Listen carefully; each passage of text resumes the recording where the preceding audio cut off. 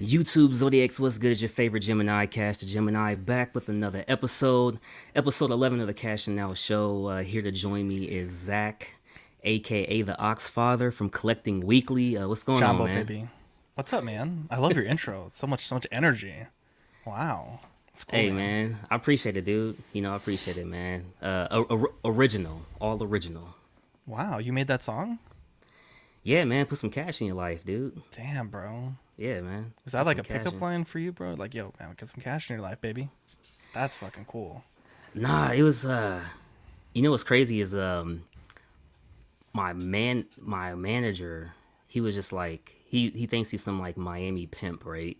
And he's like, yo, man, you should do a song. Your name's already Cash. Put some cash in your life. Damn, and I'm like, you know bro. what? I'm gonna do it. And then like we did this song called like Kiss My Cash. It's like, Wow. I see you getting money, so I tell him kiss my cash. See, all I do is flip it, then I count it real fast. Wow. Dang, bro. You could stream, you could rap. Got it all, man.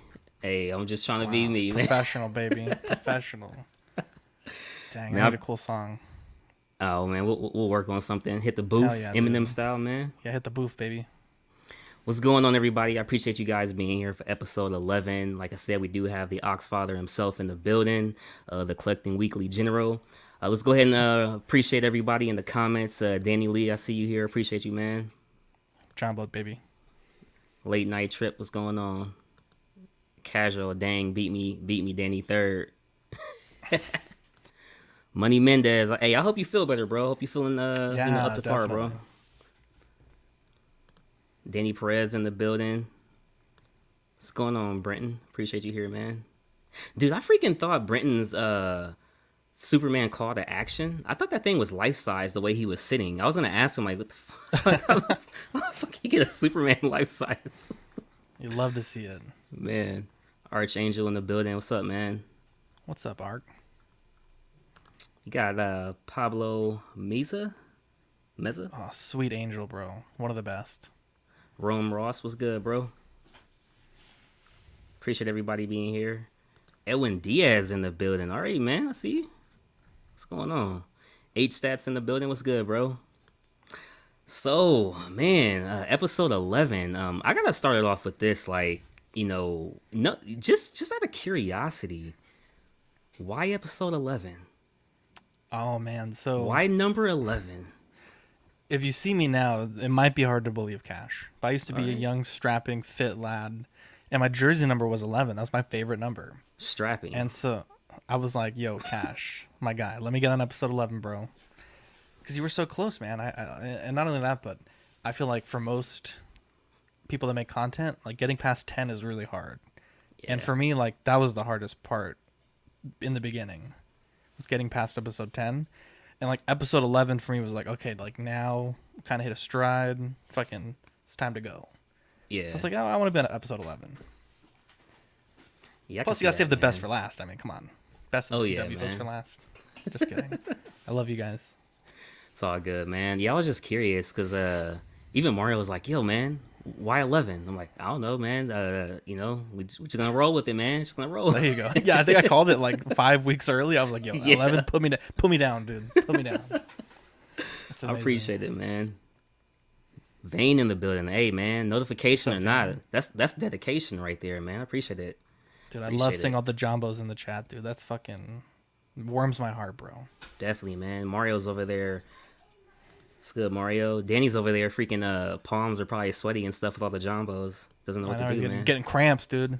He's gonna have to 9.8, switch to 9.8. the lefty. Yeah. Dude, Danny, it's funny because Danny's always so nervous to record. He's always like, nah, like anytime, because we have like a big network, so anytime we do a big stream, it's like we really have to figure out who's gonna be on the stream. And Danny's always the first guy, like, yo, if anyone wants in, bro, I'm out. And I'm like, Danny, bro, you're dynamite on the mic. You have like the best catchphrases. He gave us Jumbo, he gave us 9.8, fucking gave us the funniest moment of the award show. Dude is like Dude. fucking dynamite, bro. Dude, Danny, bro. Dude, Danny, bro, the Danny. emperor, dude. Dude, Danny's golden, man. Danny's safe, bro. It's a fucking Hunger Games. You're good, Danny. Chill out. You're right. No, man. Hey, can you hear me? Yeah, You sure? I'm positive. I sound good, You sound great, bro. Check dude. your levels, bro. You sound great. All right, man. I'm just playing with you, man. So like, I gotta ask because like it's one of the things like everybody jokes about with you is the sounding on the streams, making sure everybody's mic is good, and it's a joke and everything. But Yeah. I mean, you certainly make sure everybody sounds good because the first time I seen I believe it was Mario and Eddie. I think they were on DCX, and that's when I came over to Collecting Weekly, started checking you guys out, and I'm like, dang, dude, like they all sound good on the mics. And that's when I hit up Mario. I hit you up Uh-huh. as well. I'm like I get some equipment, man. I gotta sound right. Like these guys are sounding Yeah. good. You got a good mic too, man. I fucking love that mic. So I guess it all goes back.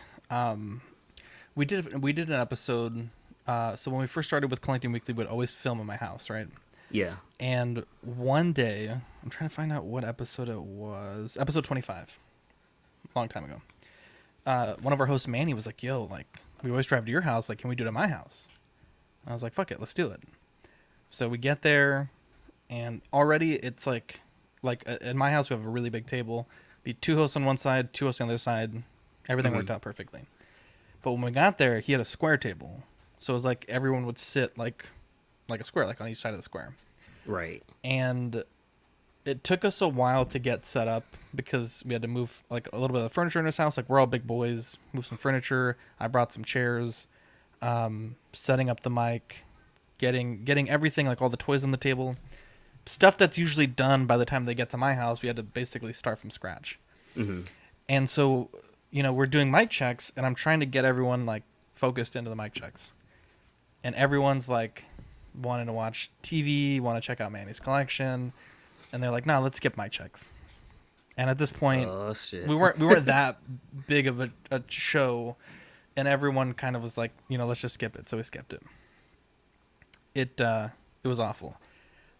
I almost quit the show, trying to edit that show because the audio was like unusable, and it took me Damn. like 6 hours of like messing with it, and it still sounds terrible. Like this day, it's just awful. But I learned at that point, like you could spend like a minute or 2 minutes doing mic checks and getting everyone's levels right, and it just saves you like so much time in the post process. And because of that, like it's kind of a meme, but it's like we check everyone in, everyone's at the right levels, everyone sounds good, everyone's equipment's good, everyone's like sometimes I'll get in there and like someone's mic isn't selected because StreamYard will reset it. But it's like if you have a banger of a stream and the whole stream someone's using the wrong mic, or there's like a white noise in their background, or there's something small that could have been fixed from just like 10 seconds of like due diligence, it's me frankly most of the time is going to be sitting there for hours trying to edit it up. So it's kind of become a meme, but like Dylan says, like I'm like the Sherpa of like mics. Like people that are streaming like hit me up like, "Hey, I'm having a problem with my mic, can you help me out?" Or like, "What can I do to sound better?" And it's just because like we've done it for so long, and we kind of know like the best practices. And like for me, it's like I'd rather help you out than see you not do well, because it's like it takes me like a minute, but it helps you or whoever be like the best streamer they can be. Because I mean, you're spending hours of your time doing this, Yeah, man. for the joy of it. Yeah. You want to sound good and have people be able to hear you. So it really just comes down to a few times we got burned for not mic checking, and it really sucks when that happens, because it was a great show, but it's like it's not like unlegible, but it's just very difficult to hear what's going on. Yeah, definitely, man. Appreciate you skills being here in the building. So like, when I was talking to Dean, Dean had mentioned that he had went to go like meet up with you, and that's how it kind of all Yeah. started. Are you surprised from that initial meetup with Dean versus where you guys are at now? Because you said the episode 10, and that's clearly a long time away. Did you envision it kind of getting to here, or? Well, when we first met, it was before I had CW, and yeah, I mean, I wasn't really expecting to meet. Like, I mean, like I'm fairly personable when it comes to sales. Like when people come over, like I'll chit chat for a bit. But I definitely didn't think like, oh, I'm gonna meet one of my best friends. You know what I mean? Like Yeah. ever. And Rainer also. Rainer's a really good friend of mine, and through that I met Manny, which is one of my best friends as well. Definitely didn't think that, and you know, we have a really good relationship. Um, doing what we do, it's obviously fun, but it can be stressful sometimes. Like, Yeah. you know, we're up till 3 a.m. some days working on like show concepts and like I don't want to say scripts, but like kind of like the practice, so to speak, before you get to the game. And you know, there's been times where we've really blown up at each other. Um, but looking at it now, like, you know, we get some amazing comments every now and again. Mm. Just some great people that listen to us. And like, I remember when we first started out, probably for the first year, I think we only had like maybe 10 listeners, you know? Yeah. And now we have a fairly decent following. Like, you know, I get messages all the time like, love the show. We got a really nice message today on our group. Like, this guy said he always watches on his PlayStation, and you know, Damn. like, and just like, you know, like, just so many amazing messages. Like, for example, the U.S. Post with COVID in Australia, their mail system, they Mhm. stopped taking letters from the United States for some reason. I guess like it was just too much for their postal service to handle, so they shut off mail for a few months. And I basically had to email a few of our Australian Patreons and tell them like, hey, you know, I'd be happy to refund you guys and still Yeah. mention you on the Patreon side, but we can't send mail to you. And you know, the storing of product, like I don't, it's too much to manage, right? But no, like all of them were like, you know, we love the show, happy to contribute. Best part of my commute after a stressful day at work is listening to your show, and Yeah, like that man. shit is just fucking like these people were like one of them was like, I'm a detective, I deal with a bunch of bullshit with, you know, homicides at work, and it's like a nice way to Oh, decompress. damn. I was like, God damn, bro.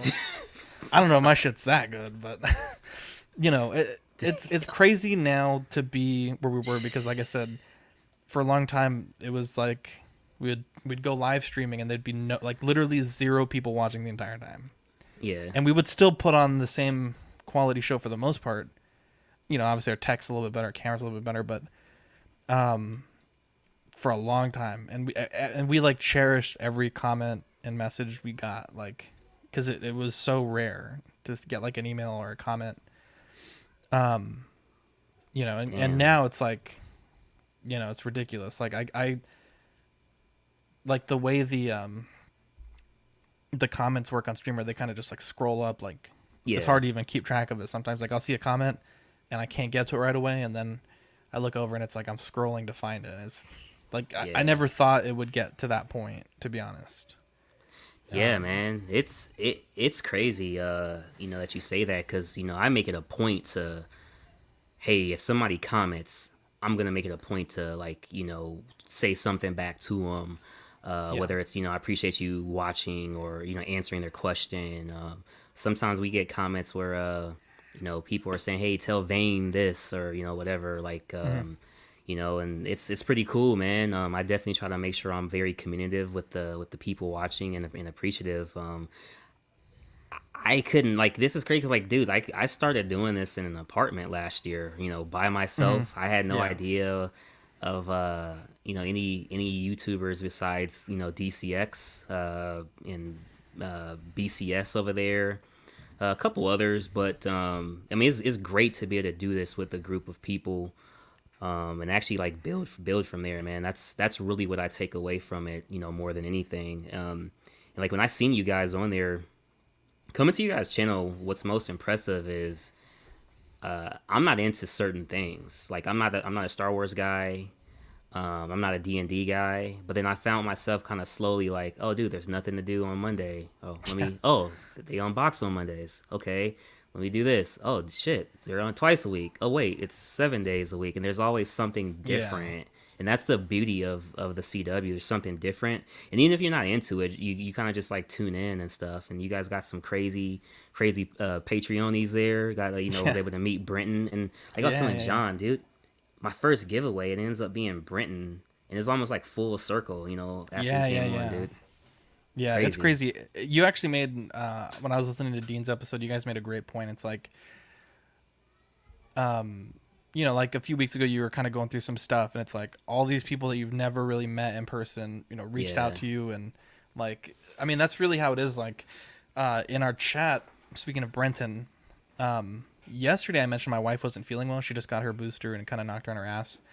And I got like 10 messages because people didn't see that first one from the day before in the Yeah. Patreon chat. They're like, "Yo, is Victoria okay?" Like, goddamn, like, like anything that happens, good or bad, I'll always get messages from those people. It's wonderful. Like I put up a status as a joke, like oh, like no one checks on me. The phone works both ways. I don't know. It's like some Facebook meme. I got Yeah. like a dozen messages like, "Yo, bro, you cool, man?" Like it's so amazing because it's it's a community, and it's especially with the way things are right now, like you're not really Yeah. getting together with people in person, and it's just amazing, like the community we have. And it's nice that everyone kind of listens to everyone, even though we all stream a lot, and I like it that I see people in this chat that are here that I know are from my chat, but I know that watch your show all the time also. Like it's awesome to see. It's Yeah. super fucking cool, to be honest. Yeah, dude. Honestly, it is, and that day I wasn't feeling real good. Like I was like, dude, stuff's gonna come by and it's gonna be all right. And I'm like, it really hit me, like, dude, man, I lost my mom. You know what I'm saying? And then like, John's checking on me, you're checking on me, everybody's checking on me. Like, I appreciate Yeah. you guys, man. Like that honestly meant the world to me, dude, because I was really down, man. And that meant the world to me, bro. Just being able to like get through the day, man. So I appreciate it. Hell yeah, bro. So honestly, dude, just jumping right into it, man. What does your wife think of this? Like, she has to be like, man, you're crazy, dude. You got some crazy friends, man. Yeah, it's funny. I don't. I mean, she likes it in the sense like she'll tolerate it. You know, like if I like today, I was like, our daughter was like wanting to get me something for Christmas, and she's like, "Oh, we'll go to this toy store," and we didn't find anything, but then we went to GameStop because those fuckers said they had this thing on their website that wasn't there. I was so pissed. But like she'll humor me. She'll buy me GameStop. things. No, let me stop. Yeah, yeah. Shout out to GameStop, bro. The PS4s were infested, bro. Yeah, she definitely tolerates it. But it's worked out in her favor, I think. Like there's been times where like we'll need some quick cash and I'll sell something, or she was getting into digital art, and I was like, I have all this shit that I'm not really displaying that much. I was like, let me just sell a bunch of it, and I bought her like a full like gaming PC build. It was like $2,000 and had all the stuff she needed for digital art. So it certainly benefited her from time to time, but yeah, she appreciates it, I think, and our kid like, you know, our kid's into toys, so like when we go to the toy aisle, both of us get really excited because like I'll look for Damn. stuff and she'll look for stuff, so it ends up working out pretty good, to be honest. Yeah, that's crazy because like today she sent me this picture of like some Simpsons stuff, uh, Teenage Mutant Ninja Turtles, and like a whole bunch of stuff, and it was just kind of like, damn, dude, like you know me so well, you know what I'm saying? It was just really crazy. Like, it was arcades, it was kind of like a bunch of like Teenage Mutant Ninja Turtle like board games and trivia type stuff. So it was just Uh huh. pretty crazy, man. That like it's like I'm in it, the next generation's in it. It's just cool, dude. Like I love being a big kid. I know like to some people it's like, oh, dude, grow up, but to me it's like, bro, like I'm grown from like 9 to 5. You know what I'm saying? Like Yeah. it's a crazy Yeah, for thing, sure, dude. bro. Yeah, man.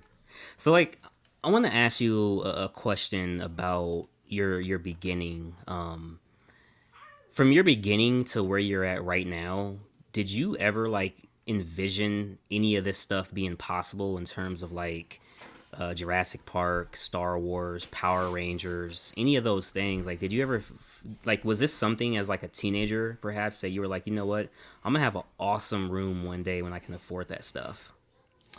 No. I didn't collect, like I collected as a kid, like everyone else. And then I stopped collecting from like ninth grade to like the end of the senior year of college, or like a year or two after that. So no, I didn't really think I was gonna be doing that, to be honest. Like I went to school and got my degree and tried getting into some doctor programs and didn't get into them. And just started working, and kind of on a whim, one day I found a 3 3/4 figure in the wild, and I was like, okay, cool. Like, if it's there when I get off work, I'll buy it. Sure enough, it was there, and kind of was like, well, I wonder what's been going on with toys in the last like 8 years. Let's figure that out. And it's been some cool shit during that time. And kind of was like, well, I like Dragon Ball Z. Like, what's out there for Dragon Ball Z? And like, I like Star Wars, and I like, XYZ. And just kind of, pretty much was just buying a bunch of random shit. And then it really took off when we moved into our apartment. Oh yeah. I had like a little, well, I don't know if it really took off, but I had like a little corner, and like I was allowed to put whatever I want in that little corner. And then now we moved into a house, I have a whole room. And our next house, I'll have an even bigger room. So I can't wait. Next house. Yeah, because we're renting this house. So the next one, I think, if all goes well, we're going to buy our next house. And specifically what I told our realtor is like, yo, I need a big ass room. Like bigger or almost as big as the master bedroom. Like huge fucking room. And yeah, I'm so excited for that. Because I'm running out of space, man. I got no fucking space here in this room anymore. Hey man, I'll be happy for you. That's a beautiful feeling of knowing like you can fit everything in that you have now, plus you're able to like double up. You know what I mean? That's just a beautiful feeling. What type of collector are you? Are you kind of like you try to like hone to one genre, or are you just like a little bit of everything? Right. Well, I would say a bit of everything. I have things that like a lot of my collection is just things that like movies that I really enjoyed, characters that I really enjoyed. There's some statues that I own that are things that I like, but I don't like. Mm-hmm. I'm not like the Diva statue that I have. Like, I've never played Overwatch ever. Damn. But I have like 5 Diva things because she's fucking bad as fuck. And just things like that. So I would say pretty random. Like I collect like statues, 6 scale, Lego, Funkos, Fig Pin, like pretty much like a bunch of random shit, and it's pretty wild to be honest. Tell me about the Legos, because I've like as a kid, obviously Legos were the thing, and I know that they're really starting to. I don't want to say make a comeback because they never left, but like more of a, you see them, the shelves are emptier now when it comes to Legos. I haven't bought Legos for myself in a while, but I was thinking about maybe getting like some like Spider-Man Venom stuff that they have, or even like Jurassic Park. Is from you getting them, do you know why like they're just off the shelves like hotcakes? Lego has really good distribution, so it's not like Marvel Legends, like where you can't ever fucking find them on the shelf. eBay, Amazon. So it just depends. Like if a set comes out, like the new Spider-Man sets are really hard to find right now because the movie just came out. Mm-hmm. But they're not ever that, like usually they're always on the shelf. There's a few sets that are kind of hard to find. The one that I have for Christmas that I'm getting on Christmas is the Daily Bugle. And that one's sold out in like a lot of the Lego stores, and San Antonio had only 2 left. But it's, it just depends. Like there's sets that I've been trying to find that I don't see, but I know like I could just go on the website and order them. So it just depends like what options you want to take to order it. But the nice thing about Lego is when things are going to be retired is what they call it, where they stop printing it, they'll let you know like retiring soon, or like last chance. Yeah. So I mean, pretty much if you miss out on a set, it's either because you didn't have the money for it, you weren't collecting when it was available, or you're just an idiot, because like they really let you know like when that shit's going out of stock. Damn. Looks like we got the first question for you from Casual. Oh wow. Do you see statues taking over your collection soon? That's a great question. I've been selling a lot of my six scale stuff for statues, and for Lego, frankly. Wow. It's just I don't want to say the durability because like if I bumped into that statue, like either of those, they would break. So they're not. I wouldn't say they're more durable per se, but like the fabric stuff kind of scares me. Like Mario just had an unboxing and he was handling a belt on his indie, and that shit disintegrated. And I've experienced that before also.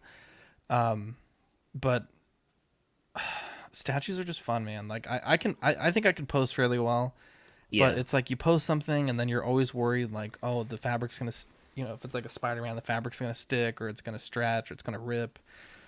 I just like having something that can be posed and I just don't have to worry about it. Like the figures that I really enjoy displaying are like I sent you some photos, so I think we'll share them at some point. But like the Gandalf stuff, like it's all fabric. I don't have to worry about like, fucking big chunks of pleather falling off of it because, like I've owned those Grail Hot Toys where, like the police shootout Terminator, beautiful figure.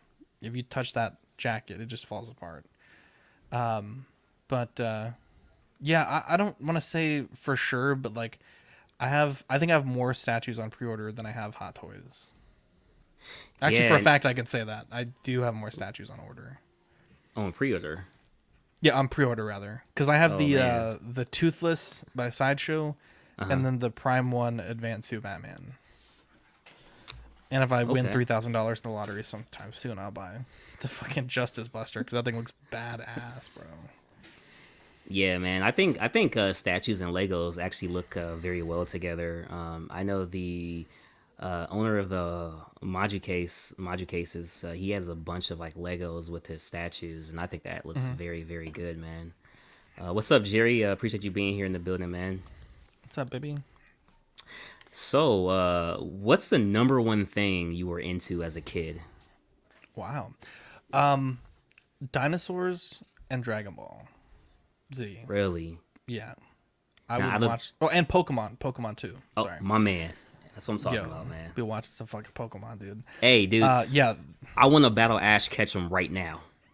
bro. I Right battled now. Ash Ketchum, bro. Mount Silver, baby. I fucked this shit on the daily, bro. Yeah, Pokemon.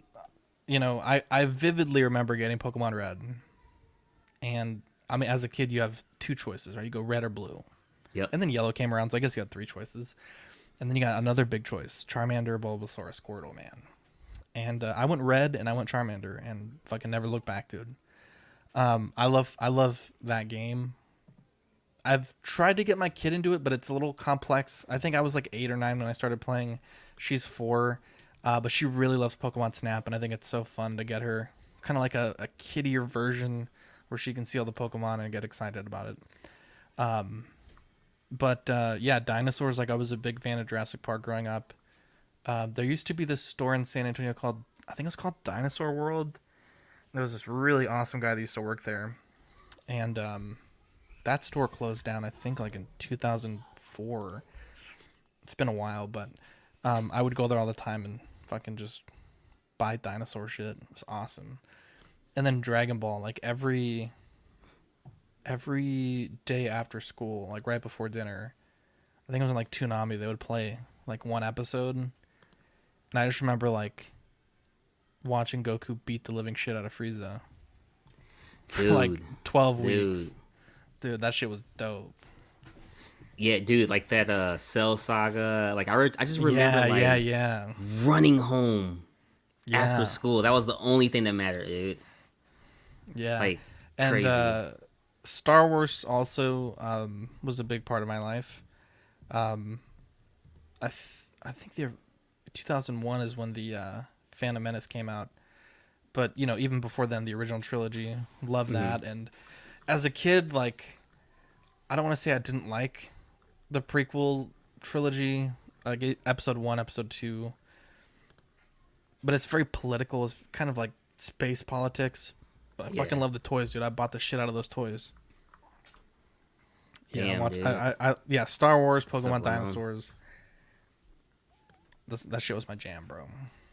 Yeah, bro. Nothing better. So out of those that you mentioned, Does any of those translate to you today? Like still having that love for them, that same Yeah. exact feel, if not more. So Jurassic Park is my favorite movie of all time, like full stop. So I love that. Star Wars, I kind of have a love hate relationship because I really didn't like the sequel trilogy. Yeah. And I mean, I've loved like Rogue One and Solo and the shows. I'm real excited for Book of Boba Fett.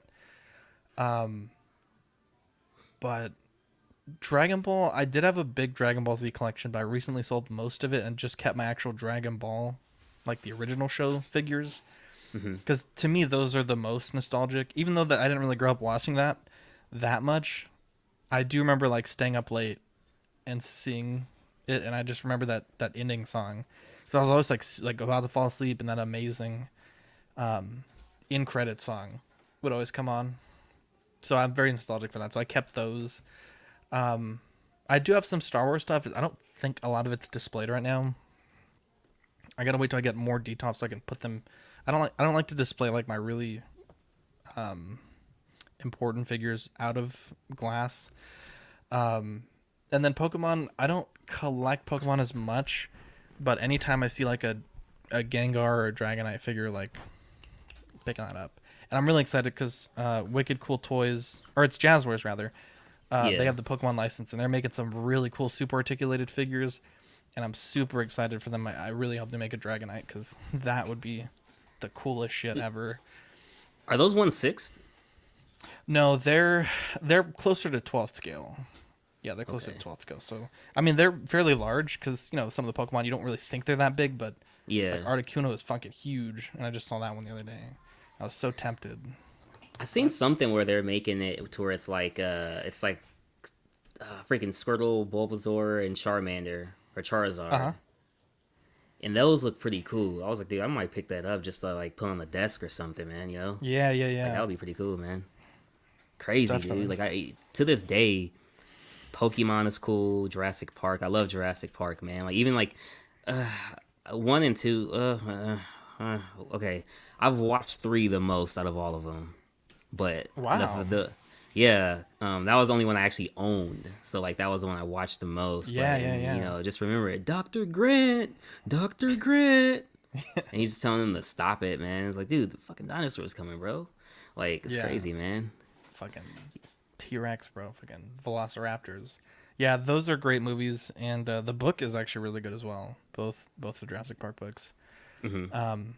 When I got back into like reading for fun, I guess because you go to school for so long and reading's not really fun anymore. But Yeah. when I got back into reading, dude, that Jurassic Park audiobook, I listened to that thing like a dozen times. It's so fucking good. Yeah, man. Is there any like statue like between Jurassic Park and Hmm. okay, are you actually a Jaws fan? Let me go there first. Yes, and I saw the Iron Studios one, and it's too fucking expensive. I don't understand where the fuck Iron Studios gets off charging like $3,000 for that. That T-Rex is Iron Studios, and it was $650, and it's fucking That's massive. what I'm saying. Cause like we were doing the size comparisons, That's like bullshit, dude. me and Eddie, and it was like, dude, like Eddie's like it's twice the size, right? But even if you multiply the math doesn't add up. So it's like, what the hell are you guys doing? Yeah, Maybe I it's a don't. license. I don't know. There's no fucking way Jaws license is more expensive than Jurassic Park. Iron Studios does great stuff. Like I literally have a statue that one of our co-hosts sent me Yeah. for the holiday. Like I have like 7 of them, but they charge so fucking much for their statues now. Like a 1/10 scale, they used to charge $99. Now you're Dude. looking at like 280 for some of their 1/10 scales. It's ridiculous, bro. It's absolutely Yeah. ridiculous. Some And of the those quality X-Men. isn't that much better. You don't think so?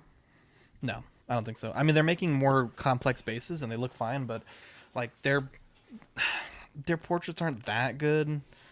And they're just like that alligator Loki 1/10. Like it's too expensive really for what it is. And you're right, like that statue's not even 10 scale; it's 1/20th. So it's like it Ye- pisses me off. Yeah, but okay, so like, but if you could only get one, like, money aside, would you collect their Yeah. Jurassic Park line or their Jaws? Only can get one. For Iron Studios, yeah, Jurassic Park, full stop. I think they're obviously I have the T-Rex. It's great, and the T-Rex that I have is actually the cheapest version of that statue. They have it in a much larger diorama with two of the explorers, and then Dr. Grant and Dr. Malcolm and the kids. So I love that one. I really wish I had the money for that when it came out, but um, the one that I really like that they just made, it's the final battle Rex scene where it's the Rex, the Raptors, Dr. Grant, the kids, and Ellie. But it's 1/20th scale, and it's like if I'm gonna spend like $1,000, I'm not gonna buy a statue that's half as big as the Rex I already have now. Yeah. So you know, but there's $3,000 is too much, and to be honest, like that's the like I get it, like that's really if I was to have one Jaws thing, that would be what I would want, but you know, $3,000, bro. It's too Yeah, fucking man. much. I do think 3,000 is. I'm just like, damn, dude. Like, when I think of Iron Studios, I just don't think of 3,000 in the same sentence, you know? And I think that's Yeah, the no, tough exactly. part. It's a toughie, Like, man. yeah, dude. And like, I remember my cheapest Iron Studios being 129 when I first started collecting them. Yeah. I'm like, damn, we done came a long way in like 10 months, dude. Yeah. Like, Yeah, that's ridiculous. I like their X-Men line, and I think their most expensive X-Men is that Mojo that they're about to come out with, and that's either 299 or 399. I think 399 if I'm not mistaken. And it's just like, holy cow, that's crazy, dude. Just crazy. So Yeah. and like, what's the number one display that you like? Because like I see you got the glasses over there, and those are looking Oh very yeah. bright and lit up, man. Oh And you yeah. like crazy, looking like Joe over there. Thanks, bro. I would say I don't know, man. It changes a lot. Like I I kind of like the statue part right here. Like I think that's developed really well. And then my 12th scale stuff is a fucking mess up there. It's absolutely terrible. The Detoffs, they're kind of work in progress because I really want to have like two Detoffs just for Lego, and I only have space for two, but I need like a total four. So that's kind of not super great right now. And then the shelf in the back is kind of a work in progress too because it's like when I have more space to get the garage shelving that I want, a lot of those statues will probably be open air. So I would say this is like the most curated thing right now, Hmm. but I do like the shelves I have. They're really Yeah, well man. done, I think. It's crazy how like everything from your background right now, like you said, like of course you're looking for a little bit more space, when you get out of here, but you've utilized the space very well, which is Oh yeah. surprising. How do you do that? Because like I have my room now and I'm tearing everything apart at the top Hmm. of the year, everything apart. And it's like, how do I get it to look like yours where it's like everything's just complete, whether it's different scale, different shelving, walls on the floor, whatever. Like, did you Yeah. envision it, or did you just kind of like go? Yeah, so the first case that I got was the big one back there, and Yeah. that was my only case for a long time. And then I added these ones right here Hmm. because we were streaming. I wanted like some more stuff in the background. And these used to be like the ones that had the four cubes in them.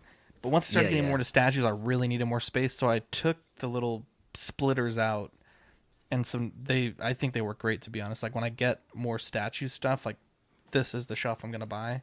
Yeah. And then the last thing I added was detox because I used to have bookshelves back there, but the thing is like, you can see straight through the detop to the back, but the bookshelf you obviously can't. So um, the room just felt smaller, and like when I would sit in the chair, you really couldn't see through anything. And so I added detops instead, and they're a little deeper, like front to back. Like I think it's like 3 inches difference. Um, and then I kind of just crammed everything that I could, like on top of the detops, and then on top of that big cabinet back there, and then I have shelves here for like random stuff, and then I added a shelf back there for random stuff. So um, that shelf was always planned because I really needed light for the Rex. Like Hmm. that's the whole reason why I bought these shelves here was for the Rex. Oh wow. And it's funny, you can see like there's little white dots beneath the little frame things. It's Yeah. because the guts was so fucking tall. I needed to raise everything by like 7 inches. So everything's a little bit taller than it was. Because at the time I was like, the Rex is the biggest thing I'm ever gonna own. Mm-hmm. That did not last long. Yeah, dude, and that's like me. Like my first two statues was Kotal Khan and Sub Zero from Mortal Kombat, and I thought those were gonna be statues I'd have forever. And Kotal Khan's already been sold, and I'm waiting for Sub Zero to sell. And I thought those were like massive and impressive. And then I'm like, oh crap, this predator behind me is actually bigger than that damn Mortal Kombat. Like Yeah. it's crazy. How was your very first time seeing a statue in person? Like that when you first took it out the box, were you like, holy cow? So the first statue I saw in person was the Sideshow Deluxe Vader, and I was super impressed. And not Sideshow Deluxe Vader, the Sideshow Premium Format Vader, and I still think that's an amazing statue. I know a lot of people don't like it. They're idiots. That statue's fucking badass. If I could buy that statue, I would. The first statue I ever had in person, not a great experience, to be honest. It was the T-Rex. I got it out of the box, elated, right? Beautiful statue. But then I started to look at it, and I noticed, like when they were painting it, like whoever's painting it was like had a bunch of hair that fell off that was Oh like shit. under the primer. So when I removed the hair, because I mean you could clearly see it, it wasn't like something that would just kind of fade away. It basically took it down to like the polystone, and then the tip of the tail had a little crack in it, and it just had like all these things that were just off with it. A lot of the little bony little things on the eyebrows had paint scuffed off on it, and like pretty much my first thing that I did was call Chronicle and was like, this is fucking awful. Like I spent way too much for this to look like this. They gave me like $200 back to get it fixed. Mm-hmm. And it fixed and it looks fine now, but not a great first experience, to be honest. And unfortunately, most statues that I get, there's usually something wrong with them, and that's the one thing about statues, like they just don't ship that well sometimes. Like I think every statue I own has had some random thing that I had to deal with when I got it. Unfortunately, I have the know-how to fix it or to like work around it. But yeah, How's that though? Because I was gonna ask you, like, don't you like paint and repair? yeah. So the Rex, I had to get like green stuff putty and kind of like glue the tail back into place. Damn. And then like kind of not really resculpt but fill that crack, and then all the paint was just paint matching, and like Hear that, Dean? Fill that crack. yeah, and like let's see, for the guts everything's fine, but the guy said one part was broken. I just never bothered with it because it's like not really visible. For the Diva, one of the jet rocket things like didn't the key was too small a little bit, so fortunately I just heated it up and like just fucking shoved that thing in there, and it worked fine. The Gandalf the White Premium Format, I got it and had a bunch of weird stains on it on the fabric. That was super fucking annoying to deal with that. The Gandalf with Shadowfax, like I knew that one was fucked, but I didn't know it was that fucked. Like when I got it, like one of the hands was missing 4 fingers and like just broken all over. Fortunately, I have a friend that sculpts and he fixed it, and I felt so bad because this lady, like, she was so nice, and she's like, I'm so sorry, like I'm dealing with a divorce, like all this stuff, like gave me the whole, like I was like, give me a lot of information. Hold I on, don't is know she how the statue- seller? The seller, yeah. It was her statue, but she's saying she's selling Okay. it to like fund whatever. Yeah. And I was like, I'm not gonna claim this lady because she's so nice, and I was like, let me just see if she's bullshitting me. So I just Googled her real quick, and yeah, she's getting a divorce, whatever. So I was like, I'm not gonna like file a claim on this lady, and just I felt terrible. The Miles Morales I got, the key was a little weird when I got it, and it just, I don't know, it was a pain in the butt. Like every statue I've owned, there's like one small thing. Like I don't think I've opened a statue and was like perfect, Dude, no problems. Four fingers? Yeah, it was What like it was like the palm was like missing these 4 fingers, but the staff was held in by the thumb or something. It was really weird. Oh, It was dude, really weird. What the frick? But okay, the reason why I didn't claim her also is my friend was like, I'll fix it for free. Like I'll go and read Okay. and it looks factory, bro. Like it literally looks like you can't tell. So yeah, that was rough, dude. Dean says I'm super picky, motherfucker. If I get a Gandalf that has 6 fucking fingers, bro, I think I deserve to be picky, bro. That motherfucker Damn, was missing Dean. 4 fingers, bro. Yeah. But it's like, Oh okay, first, man. like, I can accept flaws when I know about them. But it's like, if you tell me this statue's in immaculate condition and I get this fucking Gandalf and it looks like it has fucking ejaculate all over, bro, I'm gonna be fucking. You said immaculate, not ejaculate, bro. I'm gonna be fucking Oh hitting up shit. PayPal, bro. What? Dean says Zach will get a Marvel Legend. It's been 2 days Oh perfecting man. it, bro. That's why my shelves look so good, bro. Every figure, bro. Every figure brings it. Damn, dude. Hey man, let's go ahead and pull this up right now, dude. Get him out of here. This Ban Dean, please. the fuck, Bandine, dude. So like, is this? Oh crap, you got the doors on it too, man. Oh yeah, I opened the doors because it was like a fucking. It looked like a fucking mess with all the reflections. Yeah, so this is my. So I actually got this cabinet for free. It was a weird story. I got it from Walmart, right, on a 4th of July sale. Oh And it was crap. like Okay. 50% off. It's 50% off. And I get it, and it's in 2 big ass fucking boxes. And I there's just glass all over my front porch. And I'm like, what the fuck?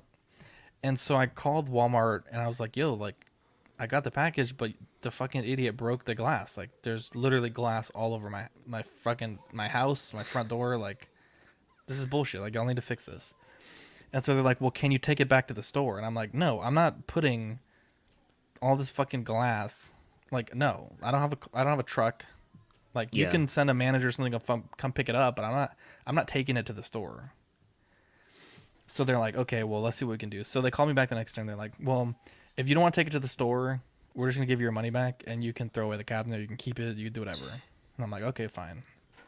So I get the go through the manual and I build it basically everything but the doors. Mm-hmm. And I call the company, but they're in Sweden, right? Damn. And for like 2 weeks, no one fucking answers. I'm getting super pissed. So on some weird fucking janky forum, I find a phone number for this company that's in the US. So I called them and they're like, yeah, we can get you the doors. It's no problem. And I was like, okay, well, I've been calling this number every day for like 3 weeks and no one answers. They're like, oh yeah, in Sweden, they take like months off at a time. It's like a countrywide thing. So no one's working there for like another 2 months. And I'm like, okay. And I was like, how much are these doors going to cost? So I really need to get this cabinet done. They're like, oh, we'll just overnight them to you for free. It's fine. No proof of purchase necessary. No, they Wow. were just like, dude, happy to help, bro. And they sent me the doors, so I got the cabinet for free. And this is like the best cabinet I've ever owned. I fucking love this cabinet. Dude, it looks nice. So all the workers are taking off. Yeah, it's like a cultural thing. They take off for like months at a time. I don't Must know. be It's from all weird, the man. damn meatballs they're making for IKEA, bro. Yeah, right. The Swedish fucking meatballs. Everyone's got to do like 2 months in the meatball factory, and then they get a month off. But yeah, this is my. I don't want to say my main display, but this used to be my main display. It I think I've had this one for like 3 or 4 years, and I really like it. The shelves are adjustable, so you can kind of put whatever in there. The shelves also can hold a pretty good amount of weight, which is nice, and it fits the things I need it to fit. So, yeah. So I see you got into the festive spirit there with the Santa Oh yeah, hat my on baby bottom. Yoda. Yeah, Baby look at that. Yoda, man. That fucking yeah, that statue's okay. But yeah, baby Yoda with the Santa hat. Love to see it. But yeah, I got some Lord of the Rings stuff in there. Got some Ava stuff in there. Got my Mini Miles collection, which is one of my favorite characters to collect. Did you are you a gamer? Did you play his game? No, I don't have a PlayStation, so I've never played either Spider-Man game, and it fucking sucks. And I don't want to buy a PlayStation because they're so difficult to get right now. Bro, come on. Like, And damn. it's super expensive. But yeah, I've heard it's great, to be honest. My buddy just got a PS5, so I might play his every once in a while. But yeah, Yeah, man. Miles You is ever fucking get awesome, bro. the chance in the future, when you can, just certainly play it back. I mean, there's so many games, dude. I've had to. They're like old for everybody, but it's new for me. I mean, when you can, bro. Yeah, exactly. Damn, dude. The So this clarity is here. my this is my two detolfs. So I so the right one is like empty because I'm gonna take that shelf off on the right, and the Daily Bugle's gonna go there because it's like 30 something inches tall, so it's gonna be like filling up that those two cubes. Yeah. But I have my two Gandalfs, so the Azimus on the left that I rooted, and then the sideshow one, which is like the greatest Gandalf figure in my opinion, with the Mr. Z White Stallion, and it just looks so fucking good. Oh my god, I fucking love that figure. And then I have just Lego, so I have a Republic Bricks shuttle on the left, and then a Bad Batch Lego shuttle on the right, and then I have my Lord of the Rings Lego set, so I got the bag end set. Gandalf arrives, and then like a little, it's called a mock. It's like my own creation of like this little table setting that I made from the first Hobbit movie where they're all eating at his house and like making a mess. Yeah. So I have like all the doors, which is so fucking expensive. I was like the worst $300 I've ever spent. But those dwarves, and then on the bottom left, I have the new Bat Cave set from Lego Oh, from cool, the new man. movie that's coming out. And then I put the little, because the car's supposed to be able to dock into the cave, so I got the Yeah. car set too and put it in there.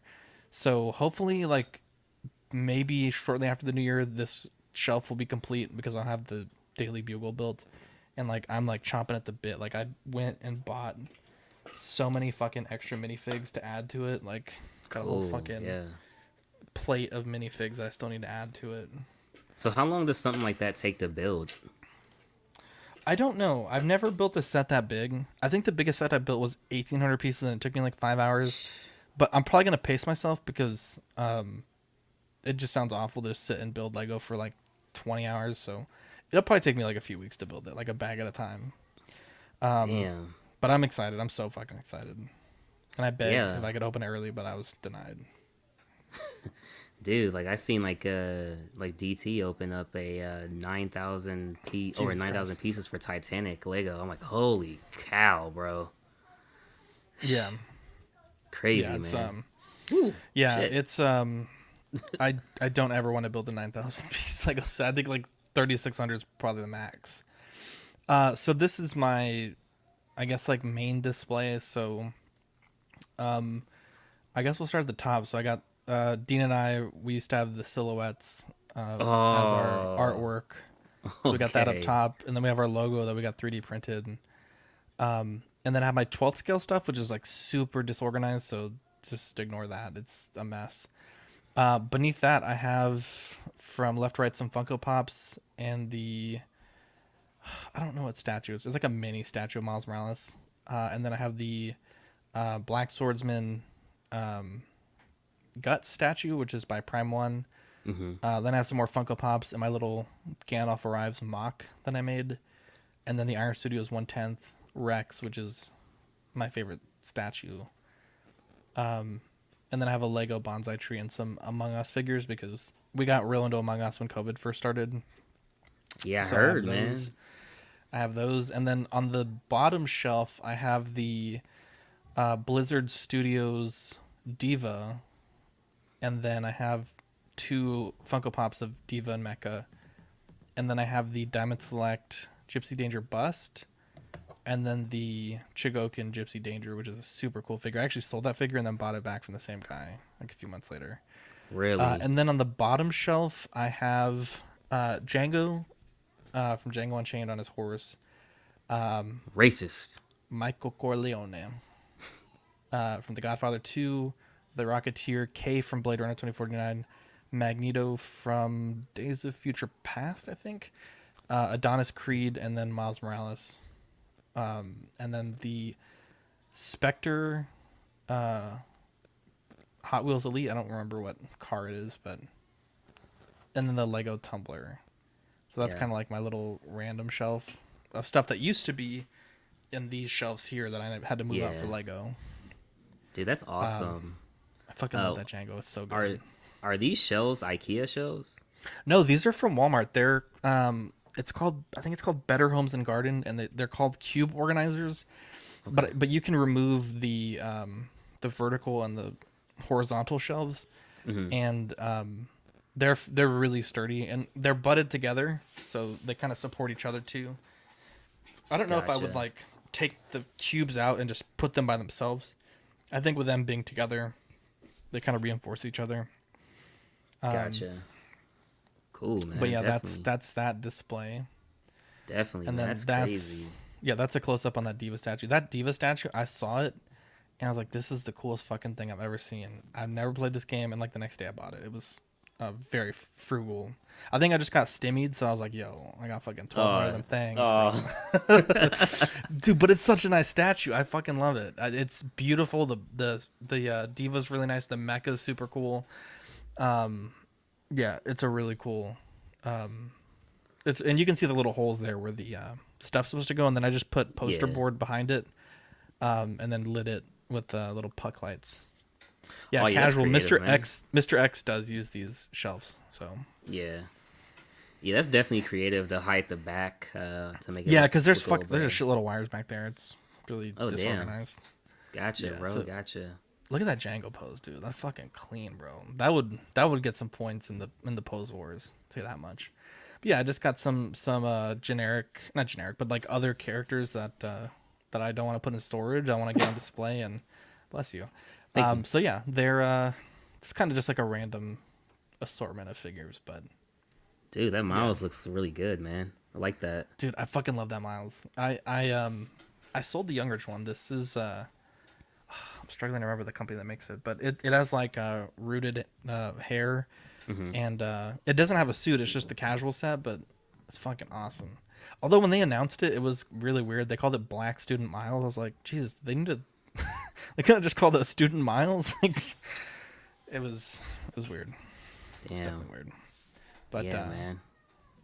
oh, this is a mess. Yeah, this is where I record. I was in the middle of building a Lego set, so it's kind of messy. But yeah, this is all the streaming stuff that we do. So most of my office is dedicated to streaming. I'm sure. I know we talked about it before the stream, but you were saying like Yeah. you're getting there with like monitors and equipment and stuff like that. Like there's so much shit to do this. Like I remember when Dean and I would just sit down with an iPad and just record, and maybe that's why no one listened because it was really bad. But now we have like wires and tech and lights, and it's a lot, man. It's definitely a lot to deal with, but it's fun. It's Yeah. so fun. Dude, it's honestly it's one of the funnest things ever, man. Just getting together, talking some shit and just having fun, dude. And like I think the very first time when I came on that After Dark, it was like so cool because like you guys were like playing games and stuff, and I'm like, holy crap, man, this is just a really fun stream. It's Yeah. laid back and everything, man, and That's what we do, man. love the equipment. I love the keyboards that you got too, man. Oh, dude, I got so many keyboards. It's ridiculous. I think let's see, 1, 2, 3, 4. I have 5 keyboards that are like nicer, and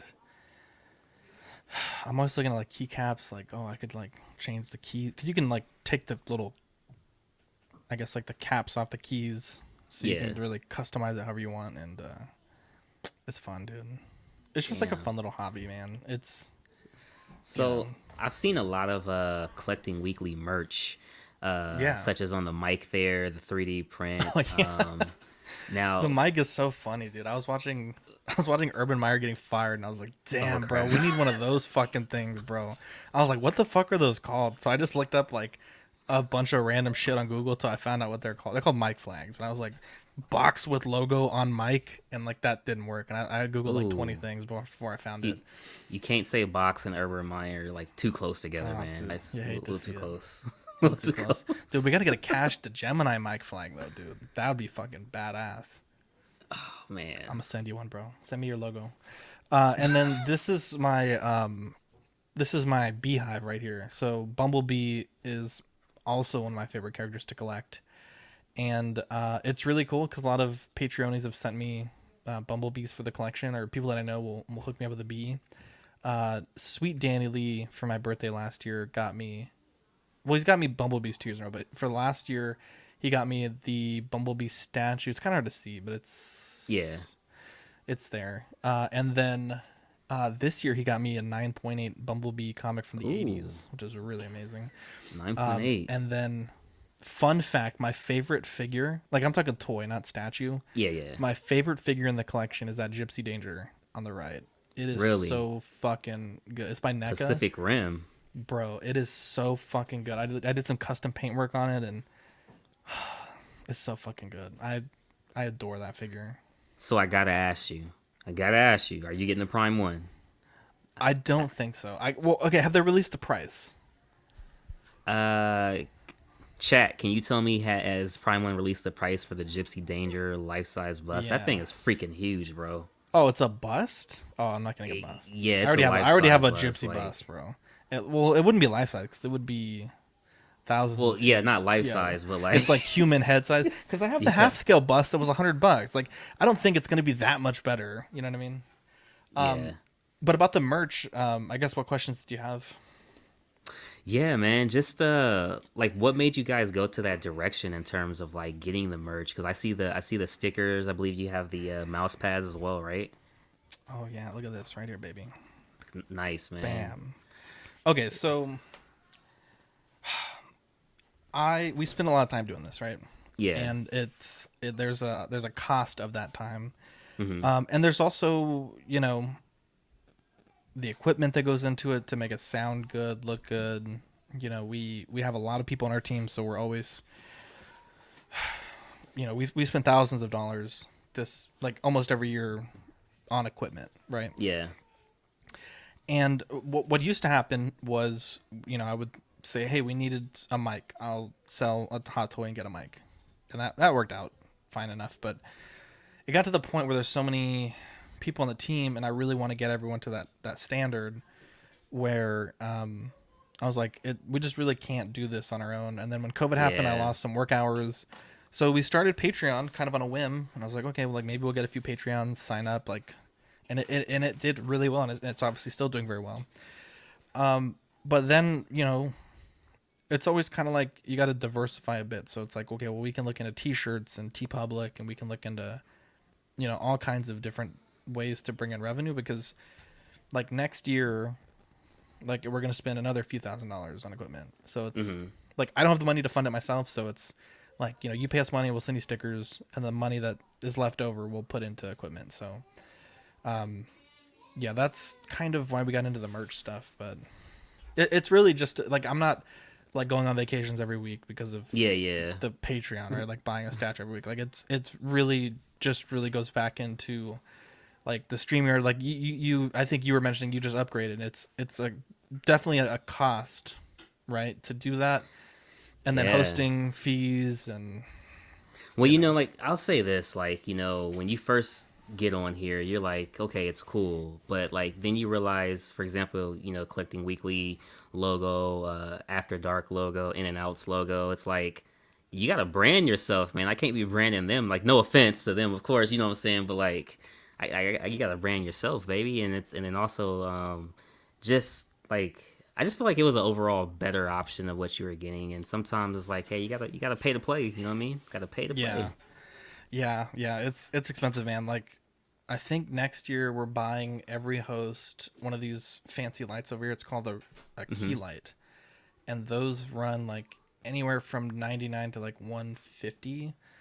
But we have like 15 hosts that we need to buy them for, so Yeah. like it's quite expensive. And then on top of that, like there's just other equipment that we need to buy other people, and every time we start a show, it's like we got to make that investment of equipment and branding and like kind of get.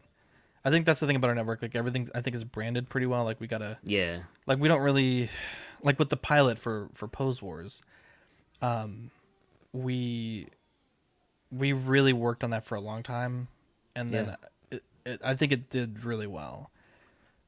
But like we didn't want to really launch it officially half-assed, and so I was really glad we did that dry run.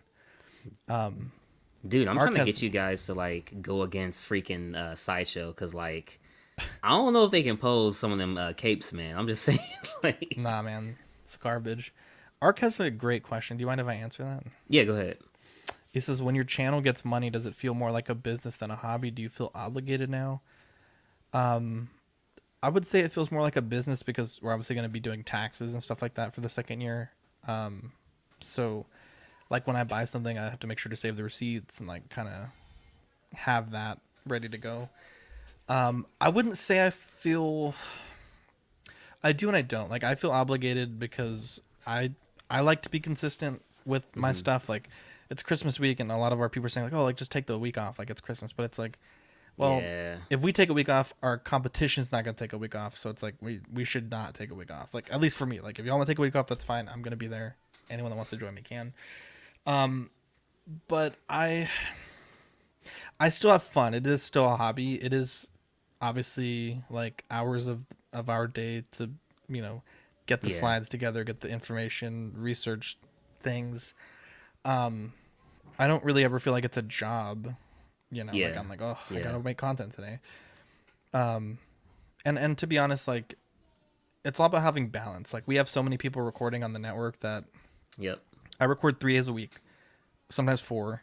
But that's a good balance for me. Like I spend a lot of time with my kid and my wife, but I'm able to dedicate like a few hours in those 3 days, and then the other days we have other hosts that kind of pick up the torch. So it's not, I Yeah, it wouldn't say it's a works, job, man. but I mean we have a schedule, and like everyone, like one of our big things with the network last year was like every year we kind of have like we have meetings for CW. Oh, really? Well, like, cause it's like we got content, we got to make sure. Like, I don't know. I would say meetings is maybe like too official, but like we get Right. together and we like, hey, like we need to be doing this better. We did this really good. Just to kind of go over how we're doing. But one of our big mottos for, I think it was either this year or last year, was like, do your job. It's like every person Yeah. has like things that they should do for us to all be successful. But like if I'm not uploading people's audio files, and it's like everyone did all that work for nothing. So it's like if I'm not doing my job, Yeah. then that's a problem. But it's also like if I don't have an edit from somebody, it's like I need to get that edit. So either I have to do it, or like it's just a thing of like, there's people on our team that like are really good with graphics, and like when we need graphics, like they are like Johnny on the spot, and they make some really good shit. And it's like Yeah, I can dude. make okay stuff, but like there's people that are way better than me on the network. Like Danny can make, and Manny is amazing. Manny made this amazing sticker of Mario. We made them of all of us, but Mario's is insane. I could have Bro, never have done like, that. I could have never have done that. that's crazy. Yeah, and same with like, you know, John. Like if John just said like I don't want to do unboxing on Mondays, then it's like fuck. Then one of us has to Yeah. pick up that Yeah. slack, or so everyone just has like a thing that they're doing that Works contributes to out. everyone else, and it works out. It's like a well-oiled machine. Sometimes everyone's probably getting into fights, and it's difficult, and it feels like an obligation. But Yeah. yeah, here we go. Mario Mario says next year's motto: strike first, strike hard, no mercy. I fucking love it, bro. I think Sweep for the leg. our motto for the second half of the year was apes together strong, dude. Fucking love it. But yeah, it's fun. Dude, I just wanted to show this thumbnail because fucking, I can't remember if it was John or Mario, but they're like, dude, look at fucking Zach. Of course, he gives the best picture. Okay, so this is a funny story. Let me tell you this. Okay, so 2 years ago, I think it was 2 years ago, maybe 3. I think it was 2. We I told everyone, this was before COVID. I was like, hey, we're getting together on this day. Damien, one of our hosts, he's a great photographer. He's going to be in San Antonio. Be at my house. We're going to take Christmas photos. Wear your Christmas stuff. Bring your favorite toys, whatever you want. We're going to take a photo. I reminded people the day of the show, or of the photo opportunity. Dean says 2 years ago. No one showed up. So I was like, all right, fine. Damn. I'm in my Christmas spirit. I'm going to take a Christmas photo. And dude, the fucking backlash, bro. I was like, all right, guys, here's the 2019, 2020 Christmas card. And everyone's like, what the fuck? Why is it just you? And I'm like, well, I was the only one that showed up. Everyone was invited and no one showed up. We ended up making a Damn. Christmas card with everyone on it because everyone got super upset. And Dean said he doesn't have a car, but he didn't tell us. Like, it was just a lot of mistakes. I'm not putting blame on anyone, but no one showed up. So as a joke, we made a Christmas card with everyone. As a joke, I ordered like 11 by 14 prints of that photo, and I was gonna send them to people as a joke.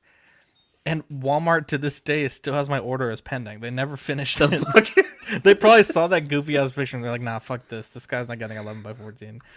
And so yeah, that's the story behind that photo. We never used it for the card. I think I had it as like a profile picture for a few months, but yeah, that's one of those Damn, like dude. archive photos, man. Yeah, like the artwork takes a lot of time, dude. Like, cuz I had to make my thumbnail this, our background picture that you see right here, I the like it, man. intro, the outro, and that, that takes time, dude. I'm not no graphic designer, but I just sit down, take my time and get it done. And It's cool, man. yeah, appreciate it, bro. Looks like we have another question. Have you had to kindly reject someone from joining the network? Um, let me answer that tactfully.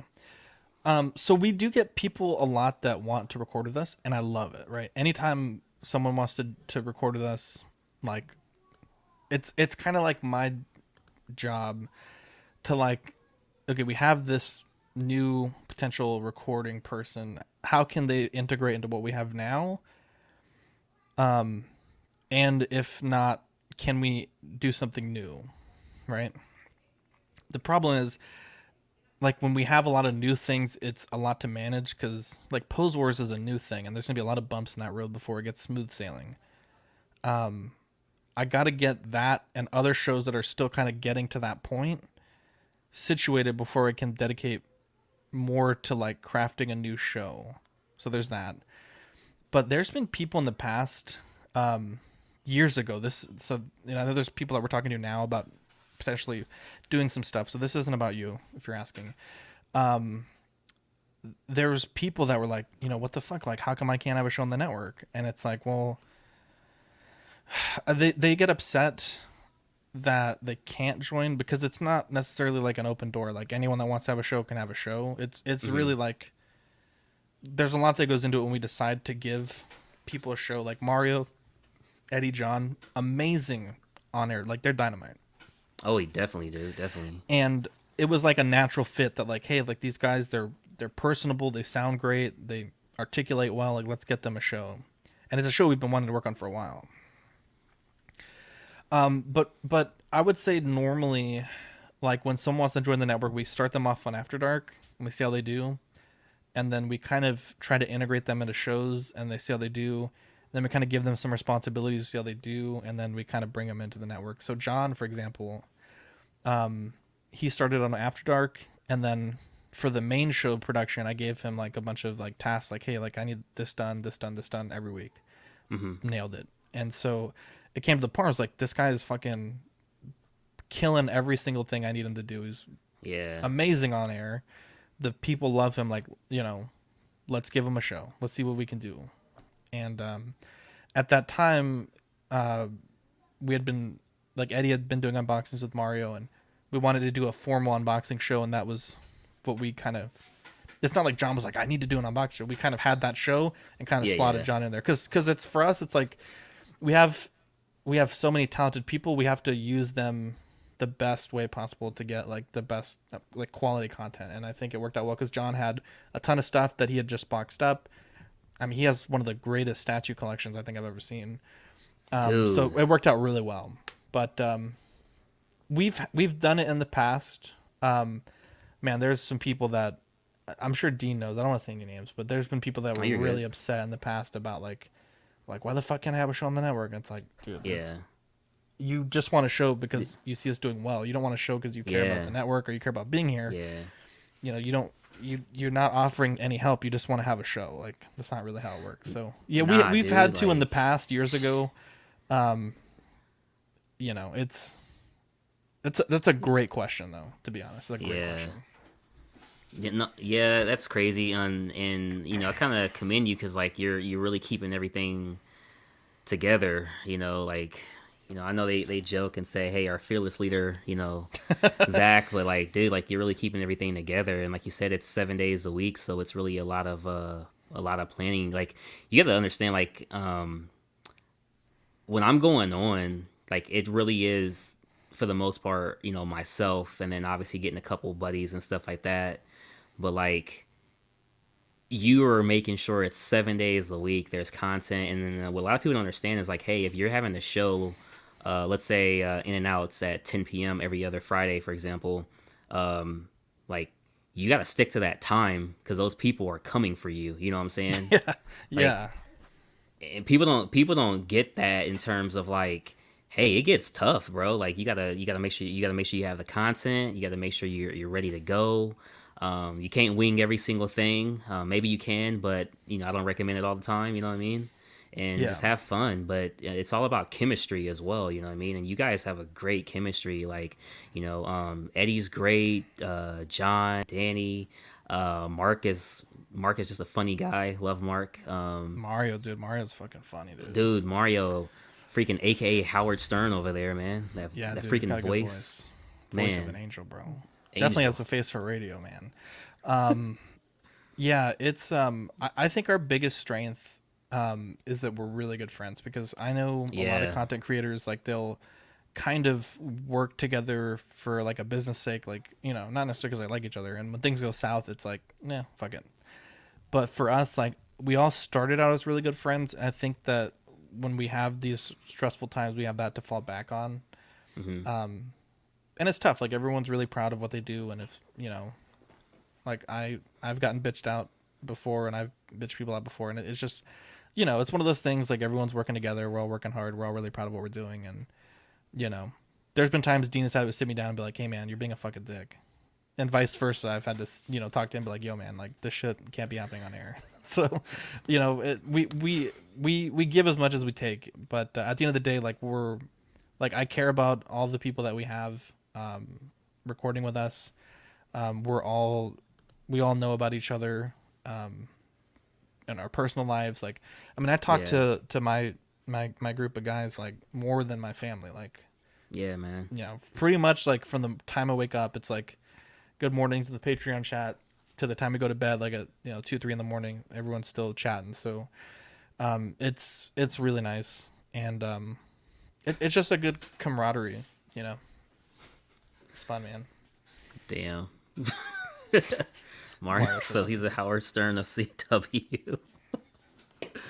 Nah, dude. Another thing I do like is we're all different. We all have our own separate personalities and stuff like that. But it's great because it's like a good mesh. You know what I mean? Like Yeah. Eddie's a little more quieter, and then he comes out of nowhere with these like. Eddie is hilarious, dude. I don't know, like I really find Eddie funny, but you guys are a good group that just mesh well. And you guys seem like you have some thick skin because Oh, we roast each other all the time. oh man, all the time, dude. All the time. Like Yeah. yesterday when I was turning off, like I'm like, yo, what the fuck am I talking Wait, what? What moment? about? Dude, Dean's like, oh, I can't fucking say Dean's Dean's like, I bet you he's like fucking wash behind my balls or some shit like that. Oh What yeah. the fuck? Oh yeah. We're talking about The bidets, bodega, bro. man. Oh Yeah, freak, dude. man. Dude, we have fun, dude. Like we'll randomly be like, all right, fuck it. We got a little bit of money left over. Let's give away a bidet this month. Like we just do fun shit, bro. Our channel is so fun. I think there's probably shows that are better content informative wise, but I don't think there's any show that is as funny as ours. Like when we really get going, we Yeah. just have fucking fun, bro. Nah, dude. Honestly, anytime I've been, invited, it's been great, bro. Being over there. I mean, you guys crack me laughing, man. And every single time I go into the grocery store, I'm always looking at fucking pecans. Pecans, baby. How's your credit, bro? Dude, that shit was funny, bro. Oh man, that's so funny. Yeah, God, it's love fun. you guys, man. Yeah, it's all Definitely good, fun. man. So I want to ask some stuff about your family, dude. Yeah. How does your family like perceive you doing this stuff, and not necessarily your close knit family, your wife and Yeah. kid, but like your parents, your cousins. Does anybody know about the channel? Yeah, so my dad was the first person that really believed in CW. Really? I remember when we first started out, like we're still pretty like hard for equipment, and he's like, I talked to your mom, and I want to invest some money in your company and our channel, Wow. and he bought me actually this webcam that I've used like for 3 years, and helped me buy our first mic and then our first XLR mic, which was really nice of him. So they love it. Like my dad wears all, like he buys all our shirts and like has the hats with our logos on it. So yeah, he loves it. My mom, she doesn't really listen, but I think she's annoyed sometimes. Like for example, tonight, we had a family dinner that was like literally sprung on me like a 3. Mm-hmm. They're like, "Hey, your cousin's coming in from out of town. He's stopping by tonight, and then going to Houston tomorrow." I was like, "Well, I got a show tonight, so that show's been planned for a month, and this was 3 p.m. Oh So man. I'm doing the show tonight." So like, my mom is very like my dad's very planned out. My mom's very Yeah. like sporadic. Like, "Hey, you want to come over for dinner tonight?" But like, I always tell her like I need at least like 3 weeks, probably 2 weeks, like minimum, to like really schedule things. Um, so I think she gets annoyed with it. Like most of my other family knows about it. Like my brother watches PewDiePie, and so when we were shouted on PewDiePie, he was like, "Holy shit, that's my brother's channel." So that Dude, was really crazy. if you don't mind, can you walk us through that? Because I heard about that briefly, but what exactly Yeah. happened? So Dean had been working on this project for like months, and he would like tease it, and eventually got to the point where I was like, "Bro, just fucking tell us what it is," and he wouldn't tell us what it is. Like getting annoying. Like even I didn't know about it. And he was working with our sponsor Watto Scrapyard on a portrait of PewDiePie for a figure. He was making a custom figure, and then our friend Ian over at Darkside Customs painted it.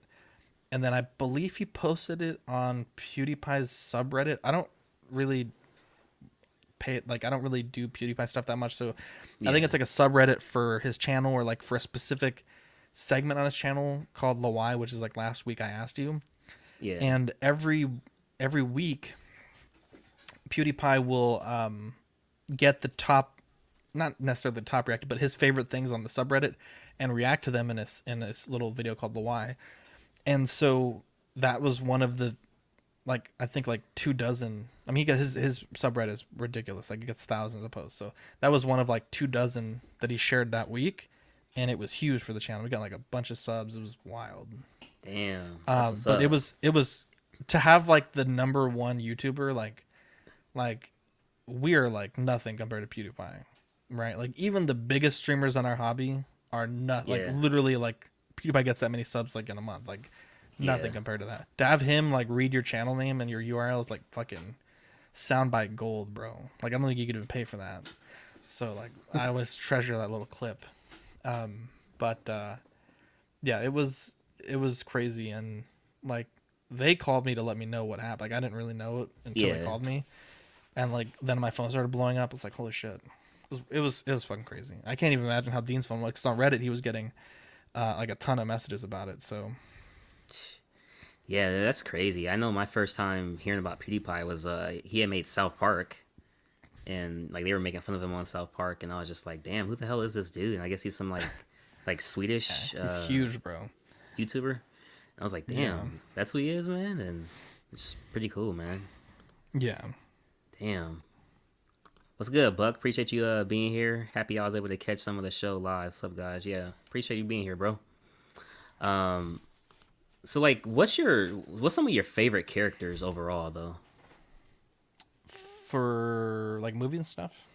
Just anything, man. Yeah, just anything. Gandalf, baby, the number Gandalf. one, dude, the people's Okay. champ. I really like the Rex from Jurassic Park, Rexy, or in the book Roberta. Let's see. Amazing character. What's better, Lord of the Rings or Hobbit? The books or the movies? The movies. Oh, Lord of the Rings by far. The Hobbit movies are fucking awful. One Really? of our friends edited them all together. Shout out to Frick. M4. He edited all 3 movies into one 4-hour movie, and it's so fucking good. If that like that's a banger of a movie, but cutting out 4.5 hours of garbage to get there. So definitely Lord of the Rings, like 100%. And it looks like a legit movie. No, like if like you've never seen them and I just put it Yeah. on, like we've questionably legal. We got them printed on Blu-rays with like logos and shit, and we made a box. Questionably legal. Okay. For the record, we did destroy all copies. Yeah, like you wouldn't know that it was like a fan edit. It's like one of the Gotcha. number one fan edits on like the fan edit website. Yeah, but Yeah, Lord of the man. Rings extended trilogy is honestly like the only trilogy that I think could even touch Star Wars. Yeah. Like it's that fucking good. So what's the next movie that you're actually looking forward to? That's Ooh, out that's a good now one. or coming out? I was obviously Spider-Man. We just saw that one last Friday or the Friday whatever the first Friday. I was really looking forward to The Matrix, and then I heard it was fucking awful, and I'm not wasting 2 hours of my Yeah. time to watch that bullshit. I know there's not really a release date yet, but I'm really excited for the sequel. I guess like the part 2 to Dune, because I fucking love Yeah. Dune. I don't know really if there's any other movies I'm really excited for. I don't really watch that many movies, to be honest. Pretty much if they're on HBO Max, I'll probably watch them. But Spider Man, I was like, I need Yeah. to go watch this shit live. That's how I Yeah, I am, don't dude, know. honestly. I don't I'm know, to looking be forward honest. to Morbius. That's the only movie I even remotely want to go see. Oh no, the Batman. Yeah, that's the one I'm most excited for. Yeah, Pattinson. Pattinson. Yeah, Pattinson. yeah. I Yeah, want to. man, I want to see fucking Battinson, bro. that's gonna be dark, bro. Like that's gonna be a dark ass movie. Do you think he's gonna do a Yeah, better job than Batfleck? Batfleck. Batfleck. I don't think. How do I put this? I think. I don't think. I don't think that he was like a great Batman per se. Yeah. Like I mean, he was like the films weren't good, if that makes sense. Like they were fun films, they weren't good films. I felt like Christian Bale had really good films, and I think he was an okay Batman. So I need a really good Batman and a really good film, right? What are you judging your Batman off of? How he portrays Bruce Wayne or how he portrays the Dark Knight? Cause I think what's his name? Freaking Ben Affleck was a great Bruce Wayne. Like, Really? I mean, I I don't. don't know, man. He was very average in both parts, but I don't know. I That's a good didn't. question. I He I grew on I me. I think it needs everything, right? You need the commissioner, you need Alfred, you need Yeah. like Batman can't just be a good Batman or can't just be a good Bruce Wayne. I think they need all the pieces of the puzzle to be, really good. I don't know. Like I don't think it was ever like said that Affleck was out there killing people, but I mean he was definitely killing people. So that was kind of a red flag for Batman. Um I think the best Batman on screen we've gotten is probably Christian Bale. And I don't it was also just such a good like quality film. Like I remember walking out of Dark Knight Rises like holy fuck, like, that was Yeah. fucking busting, dude. So I don't know, man. I just need it to not suck. Like, all these movies that fucking happen, like the thing is like people that make trailers are really fucking good at making trailers. Like they can make any what the fuck, Eddie? How dare you? Um so many trailers look so fucking good and then you go watch the movie and they're just absolute dog shit. So I'm scared because the trailers are so good for the Batman. Like I just really hope the movie doesn't fucking suck. Yeah, dude. I don't think it will. I think a lot of people are excited to just see a younger Batman when he's like kind of Mm-hmm. first starting out, see how Yeah. dark it's gonna be. It Mm-hmm. just looks something completely different, man. And I wonder, like, are we even gonna see Alfred in this movie, or is it Yeah, just he's gonna in be the trailer. briefly? He's in the trailer. See, I try to stay away from trailers as much as possible. I might watch like one, but nowadays they're like releasing like 4 or 5 trailers before the movie comes out. So it's like, I shit, know, dude. I just right? want to see the You're film watching a at this trailer, point. you gotta watch like a teaser before the trailer. Like you are now watching the Yeah, Batman trailer. It's like what the fuck? Just yeah, show me the fucking trailer. I don't need to watch a, yeah. a teaser immediately before the trailer. Fucking teaser to the trailer, man. The fuck, Yeah, I hate to see it. Yeah. crazy, dude. Is there any new like hot toys or statues or figures that you kind of want to get made? Something that's either has never been made or is rarely made that you want to see like a new iteration of it. I want to see Dune Hot Toys Paul Atreides bad, bro. Dude, I'm surprised Iron Studios didn't do that. They do everything, I man. Man, they fucking suck though. So I mean, no, I like Iron Studios, but bro, I'm not trying to pay $300 for a fucking Paul sand based statue. Um, yeah, probably Hot Toys Dune would be cool. Um, there's that new third party Alita that looks really cool with the rollerball gear.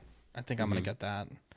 Um, Alita seems to be really popular these days in terms of dude, the I community. fucking slept on watching that movie. I regret it. It's a fucking good movie, bro. I've actually never seen it. Like I seen the trailer and I'm like, What is the this like a fuck? robot who's in love with a boy or something? Like, So good, bro. You gotta watch it. Definitely gotta watch it. yeah, all right, I'll check it out. I mean, like I was just like, dude, is he? Are you really like you trying to get with a robot, bro? Like, I was Hey man, confused, man. Brenton says Hot Toys could just use Star Wars sand bases for Dune. Probably. Damn, yeah, it's crazy, bro.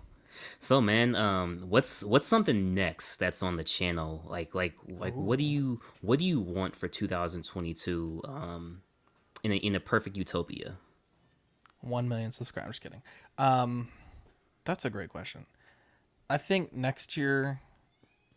getting next year's gonna be about launching Pose Wars. We're starting that at the beginning of the year. Um, kind of, I think we're at that point with the network where like everyone's pretty much like for the established shows, like they pretty much got it. Hmm. So it'll be interesting to see what happens with the network. If everyone wants to stay together or people want to branch out. I don't know what's gonna happen, but I really hope the network stays together for another year. I don't think that we're just gonna dissolve or anything, but Hmm. I think we work really well together, and having that one place where people can go to see a bunch of content, I think is really good. I think realistically, I think Uh it'd be huh. cool to get to like 5,000 subs by next year Yeah. because we're at like 15 something. So Yeah. I don't know if that's a realistic goal, but I think that would be cool, and really just expanding our live show audience. Um, I think what kind of hurt us a little bit this year is there's so many people streaming on our Hmm. time on like Tuesdays at 8:30, which is when usually almost no one would stream, and now when Hmm. we start a show, there's like four people streaming with us, and it's kind of hard because we'll still get the views we need like after the week, but like when we're live, it's like our numbers have dropped.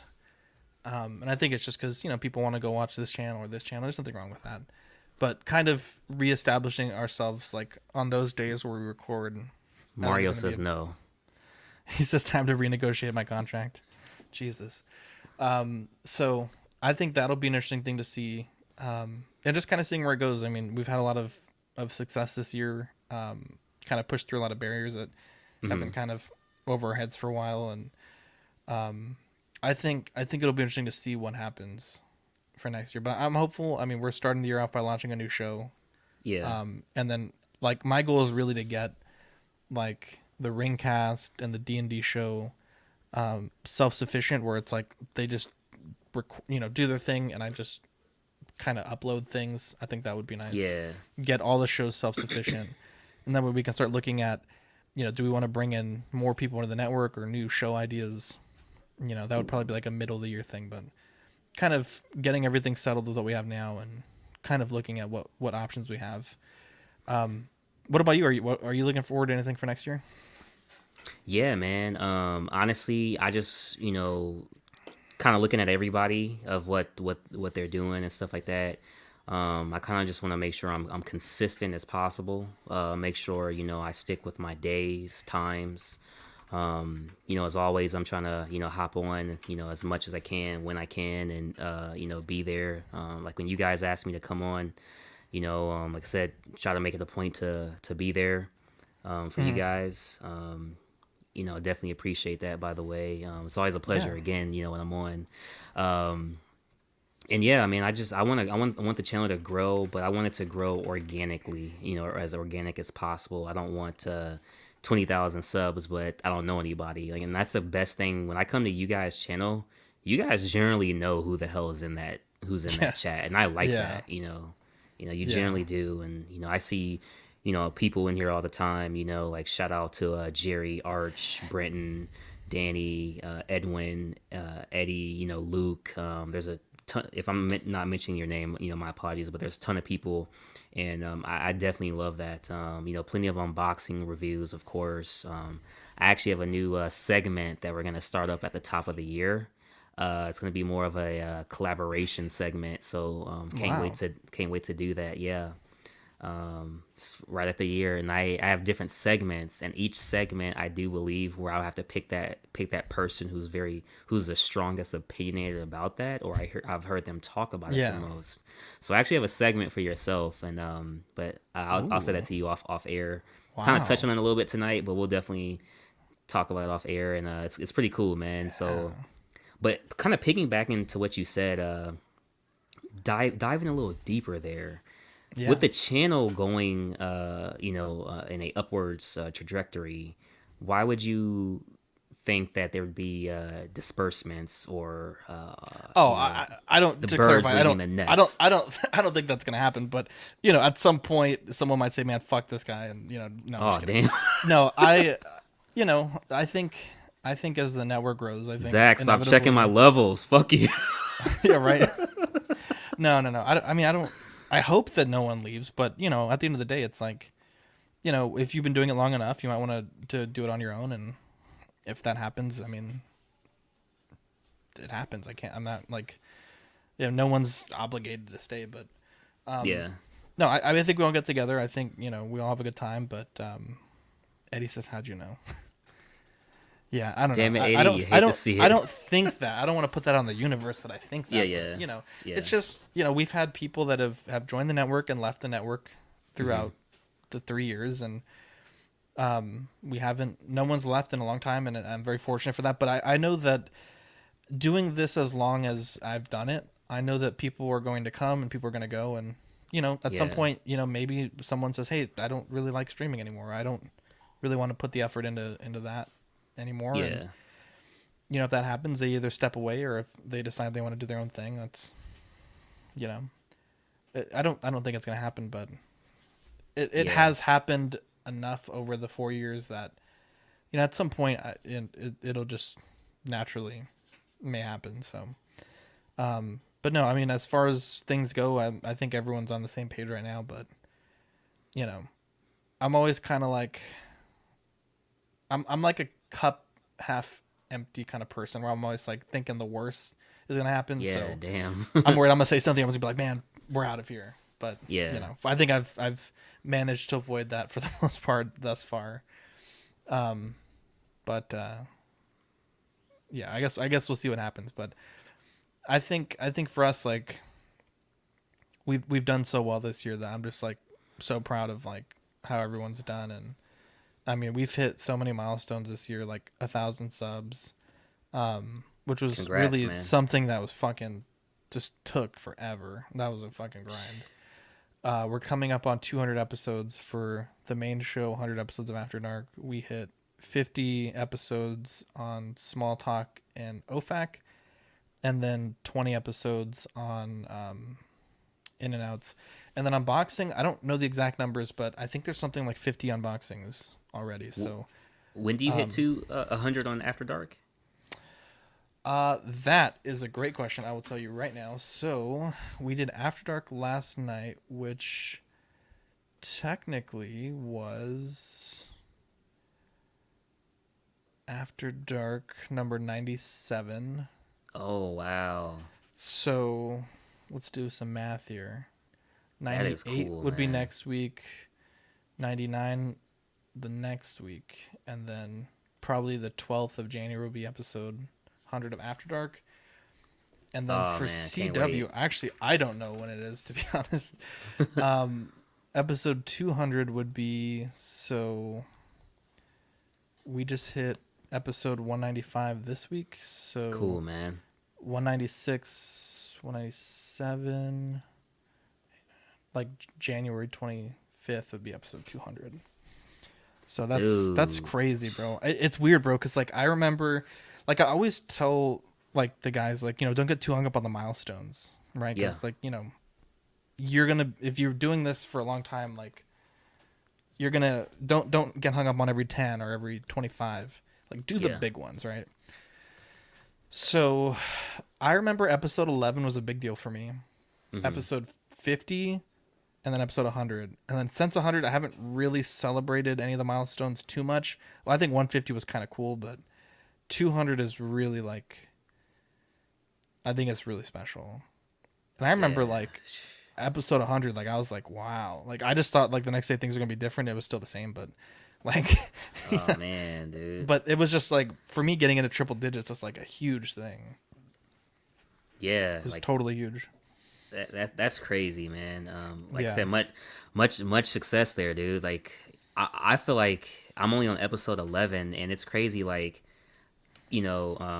only week we took off was the Thanksgiving week because Thursday fell exactly on Yeah, yeah. Thanksgiving. And I remember before I was telling Mario, I'm like, hey, dude, I need some help with the logo. Like any ideas you have. And Mario was like, yeah, dude, I think you should put the money inside the cash symbols. And I'm like, oh, cool, dude. I'll do that. And Yeah. it just seems like, damn, we're only on episode 11, man. Like, Yeah, but the thing is, man, you and Steve are so consistent, and I love it, right? Because mm-hmm, the thing is, like Dean would always tell me this, and we always reiterate this to our people on the network. It's like people rely on that content, right? Like you might not think like, yeah, oh, I mean anything or whatever, but like when you miss a week, like there's people waiting for the stream to start. There's people that listen to you in the car. Um, it is important, even if you don't think it is. There's people that really enjoy it. Like I enjoy listening to y'all's stuff, and I listen to it when I yeah, can. But it's it's great when people can rely on you, and you become like that thing. Like, hey, every Thursday, Cash gonna yep, have this badass show, or yeah, Steve's gonna have the show every Tuesday, right? So, I think, and then also like the Friday, Saturday shows you guys do. I think it's great that people can rely on it, and you know, if you're doing it every week, I mean, it takes a while to get there, but I mean, you'll get there. And the big thing is like, you just got to put your head down and keep doing it, because yeah, like there's been like maybe a half dozen times I really wanted to quit. And there was two times I did quit, and had to start back over. But you just gotta kind of keep on keeping on, and I think the big thing is like everyone should try to support each other. Like we yeah, always tell you guys, like, feel free to post on our page or whatever. Come on after, like, if you have big things to announce. Like, we're so small in terms of like the whole mm-hmm, infrastructure of YouTube. Like yeah, me letting you plug on our thing, or me plugging you every week, means like it's not like we're gonna get 0 views all of a sudden, right? yeah. So I just think, like, I sent you that video the other day. It's like from Mr. Beast, where he's like, Oh yeah, bro, yeah. the worst thing small content creators do is like not share their mistakes with other small content creators. So Yeah, I sent that to you know, casual too, man. I'm like, that's crazy, dude. Like, and for me, there's like this thing where it's like, hey, man, cash is everywhere. You know what I mean? And it's like, I try to be everywhere. If I got that free time, I definitely try to be everywhere as much as I can. For one, it's all about face value, getting that face out there, and then for two, it's like, dude, like I actually enjoy this stuff. I'm passionate about this, and going back to earlier, like a lot of times, like I'll be sad sometimes. I'm not gonna lie, bro. Like I'll be sad sitting around. I'm like, dang, dude, my mom isn't physically here anymore and stuff like that, and like hanging out with you guys is kind of like as an outlet. You know what I'm saying? Gets my yeah. mind off certain things and like, gets me to laughing and stuff, and so like it's different, bro. Like I don't know. Do you ever find it hard though? Kind of like being, you know, keeping the train rolling, so to say, like being the leader of this 7-day force. Um, every once in a while, I'll be like, man, it's Tuesday. I gotta make the show sheet. I fucking drag, bro. I'm just like, I don't want to make these slides. I don't want to organize this information. I don't want to check these prices. Don't want to, you know. But it's nice because like I could message John or Dean or like anyone on the team, be like, hey, I need help with this. Like, can you help me out? And every like it's amazing because everyone is totally willing to step up. There's a graphic that I really struggled with a few years ago that Pete made for the award show, where it's like all the Mm-hmm. nominees like real nicely organized, beautiful graphic. And like this year he's like, yo, like I'll make the graphic again. I'm like, fuck yes, because I'm sure it's probably not that tedious, but it's just so like, you know, and like for example, this week we have so much news to catch up on because we've kind of been doing like fun stuff the past few weeks on Tuesdays. In the chat, one of our guests was like, hey, I'll find all this information. So it's nice to be able to lean on people when you need them. Yeah. When Vivi was in the hospital a few years ago, we had backlogs, so the content was like just as per usual. But Yeah. like everyone's like, hey, if you need us to do anything, like I mean, it's everyone's willing to help, and I think that's what is really nice. You know, sometimes it's a little stressful, like, you know, Yeah. if we you know, need some things done, trying to track some things down. But I mean, generally speaking, it's super fun, and like the guys that we have are just amazing. Yeah. And you know, I think, you know, every once in a while we'll butt heads, but I think generally speaking, like we really enjoy each other's company, and Yep. you know, it's easy. It's made easier by the fact that we have such a great group of guys that are doing it with us. You know, if we hated each other, it'd be a fucking nightmare. But we're all friends, and we are friends that happen to do this stuff together. So, you know. Yeah, dude, that's the most important thing is you know, being friends, keeping the camaraderie, and just honestly just enjoying it. You know what I mean? That's the beauty of it. Buck says, every time I see the link on Facebook, I hear the theme song in my head. I'm feeling lucky, dude. You know what, Buck, man? Hey, just for you, bro. Just for you. I'm feeling lucky, you know, like Luciano. Money, power, and respect, coming down soprano. Lucky, I'm feeling. Just for you, Buck. Might have been a little loud, but just for you, man. Wow. Just for you, Buck. That's beautiful. Yeah, man. So, like, speaking of all the like multimedia type stuff, like, how do you guys come up with? I mean, I know you had touched on it earlier, as far as Manny, but does somebody like draw up the logos and stuff, or are you like, hey, for in and outs, I want this, or? Yeah. So, we use a program called Over and Canva, just depending out. I use mostly Over. I think Manny uses Canva, and Canva's cool. He uses another one. Union. I never figured out how to use that one, but I use Over every day. And so basically, we have an idea, right? So the show Pose Wars, right? We went through, I think, like a half dozen different designs, and we'll start it with something very rough. And like usually Dean and I will kind of bounce it off each other, and then we'll bring it to like the broader network to discuss. Like, so that's kind of how that goes. But we'll have like some general ideas. You know, for more advanced graphics, like Danny and Manny will help us out with those. But for like text-based graphics, we usually do our own things. Like the new CW logo that we're launching next year. Yeah. That took a lot of design inspiration from Manny's logo that we used from like episode like 15 to like 60. And a lot of people missed having that like white in the logo, and like kind of like a more I don't want to say like a rounded logo, but like a logo that just kind of looks a little bit more like its own thing. And so we took a lot of inspiration from that, and you know, that probably went through like a dozen different iterations before we kind of got it to where it needed to be.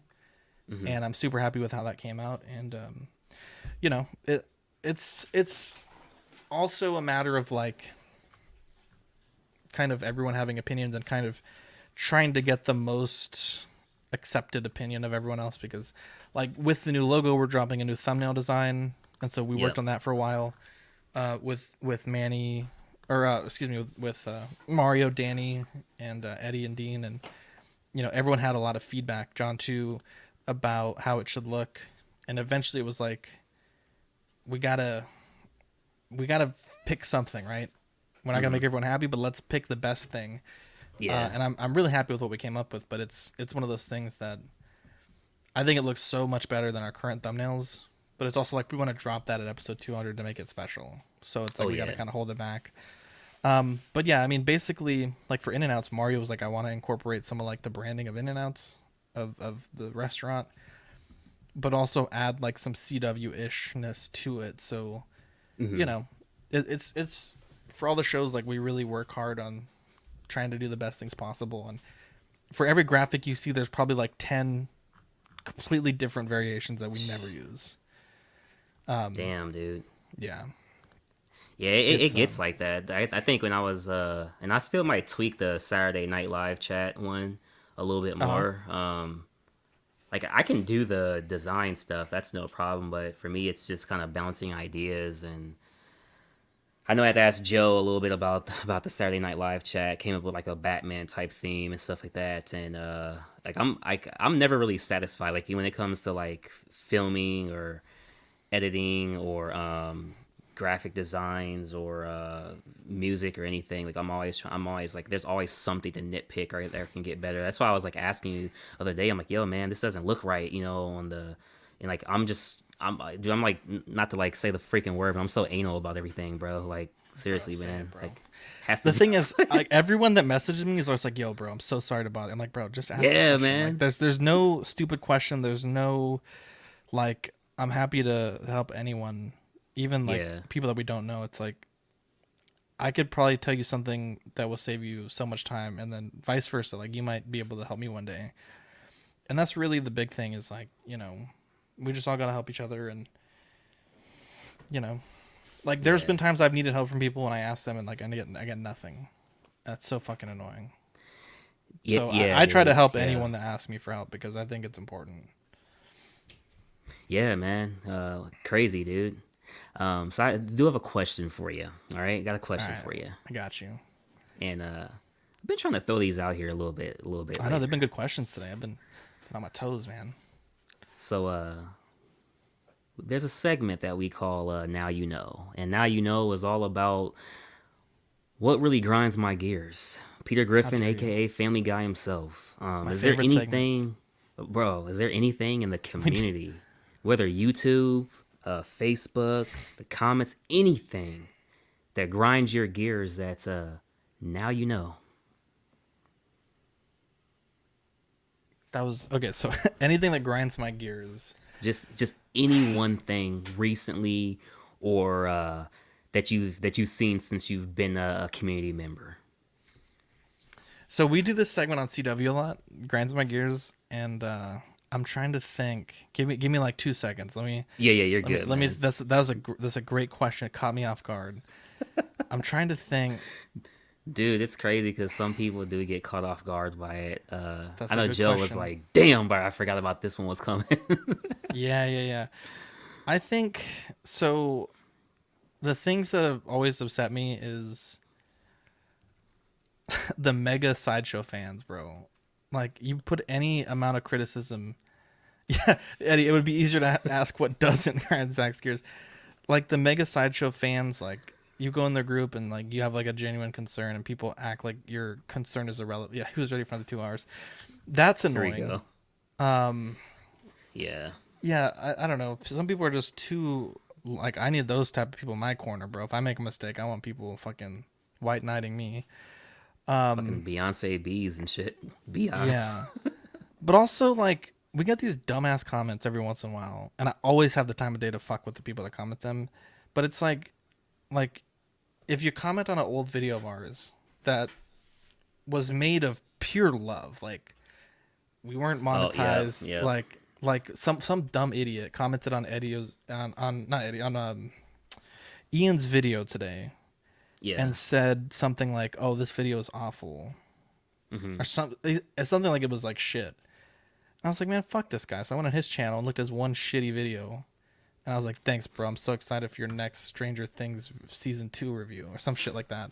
Like, I just don't get like why like people think just because you're on YouTube that you could just be a total dick to people. Like, Yeah. like we get troll comments every once in a while. I don't handle them particularly well. Like one guy commented on Eddie's video and he said something really stupid. I don't remember what it was. I think he made fun of Eddie's like something. It was something personal. But I was like, man, fuck this video. Fuck this guy. So I went to his YouTube and found a video and roasted him on his video. And it was kind of fucked up, but it was this kid dancing. I was like, dude, this dance fucking sucks. And then he was like, bro, what the fuck? That's my kid. And he got all butthurt and then he blocked me. So man. I don't know, man. Zach for I just think president. like if you're gonna be a dick, like just fucking Yeah. get ready for it to come back to you. But you know what's crazy, dude? I never go on any video or anything and post anything negative, and it's primarily because like if I don't like the video, I'm not staying long enough to write anything. If I don't like it, I'm leaving. You know what I mean? So it's like, I'll hit if that you don't thumbs like it, down why are you every even once in here, a while, dude? but I mean, that's different though. That's a quick 1 second. But typing something like, yeah, but now you can't even see the thumbs down, which is interesting. Like on YouTube, I Yeah. don't think they show that Yeah, no. anymore. they don't, which is like, oh great, I have 100 likes. Yeah. I would say other things that annoy me is I fucking hate this when people call people scalpers for selling like valuable figures.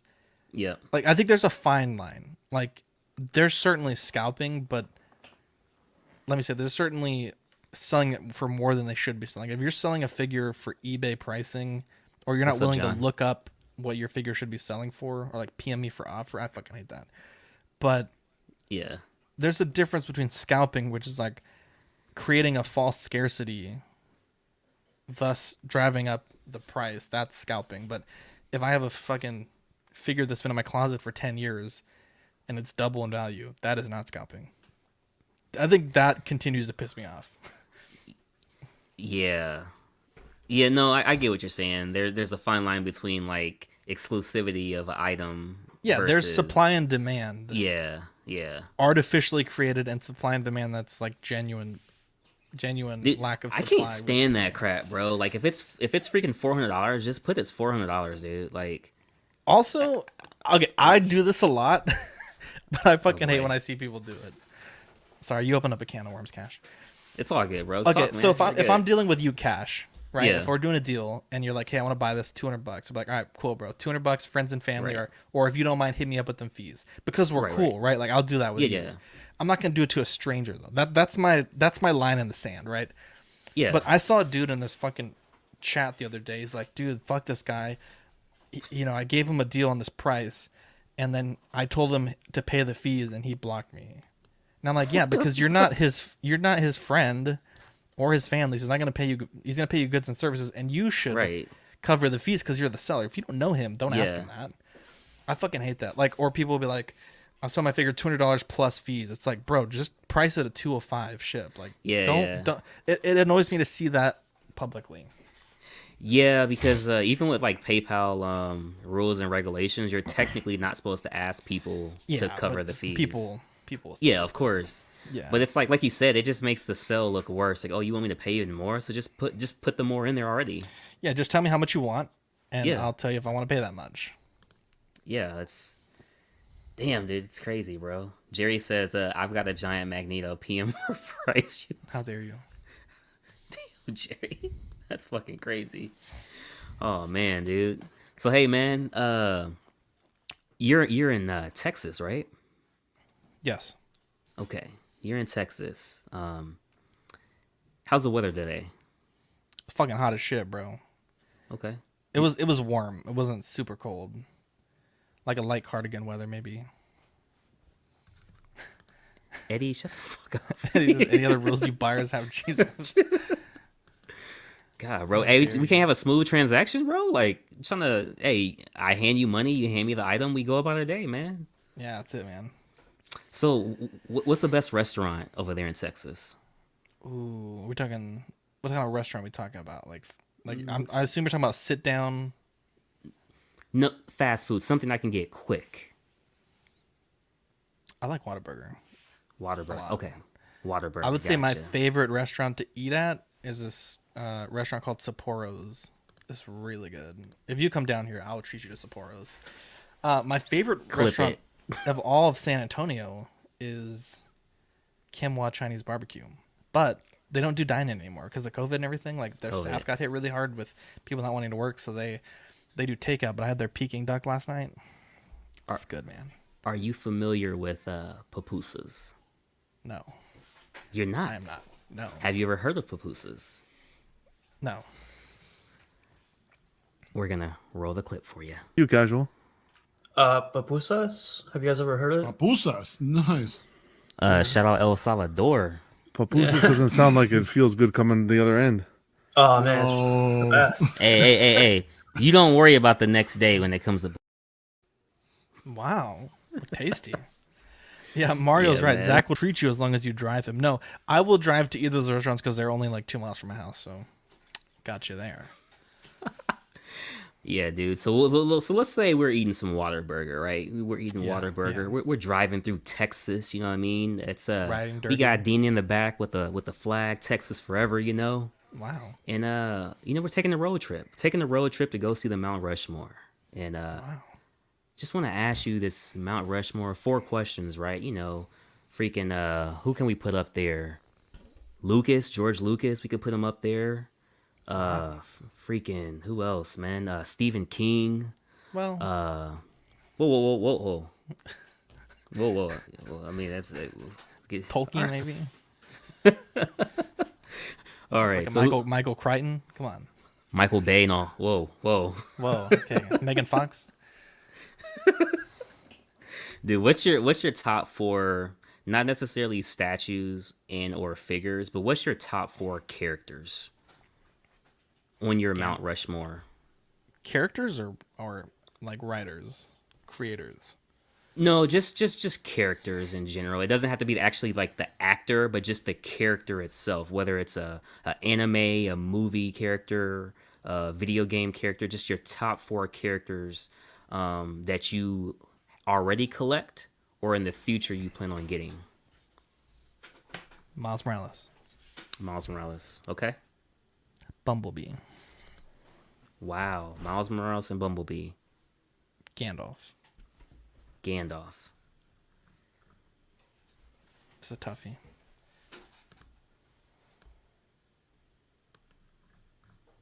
Wait, who was that already? Miles Morales, Gandalf, and Bumblebee. Yeah. You got 3. I got 3 so far. Yep.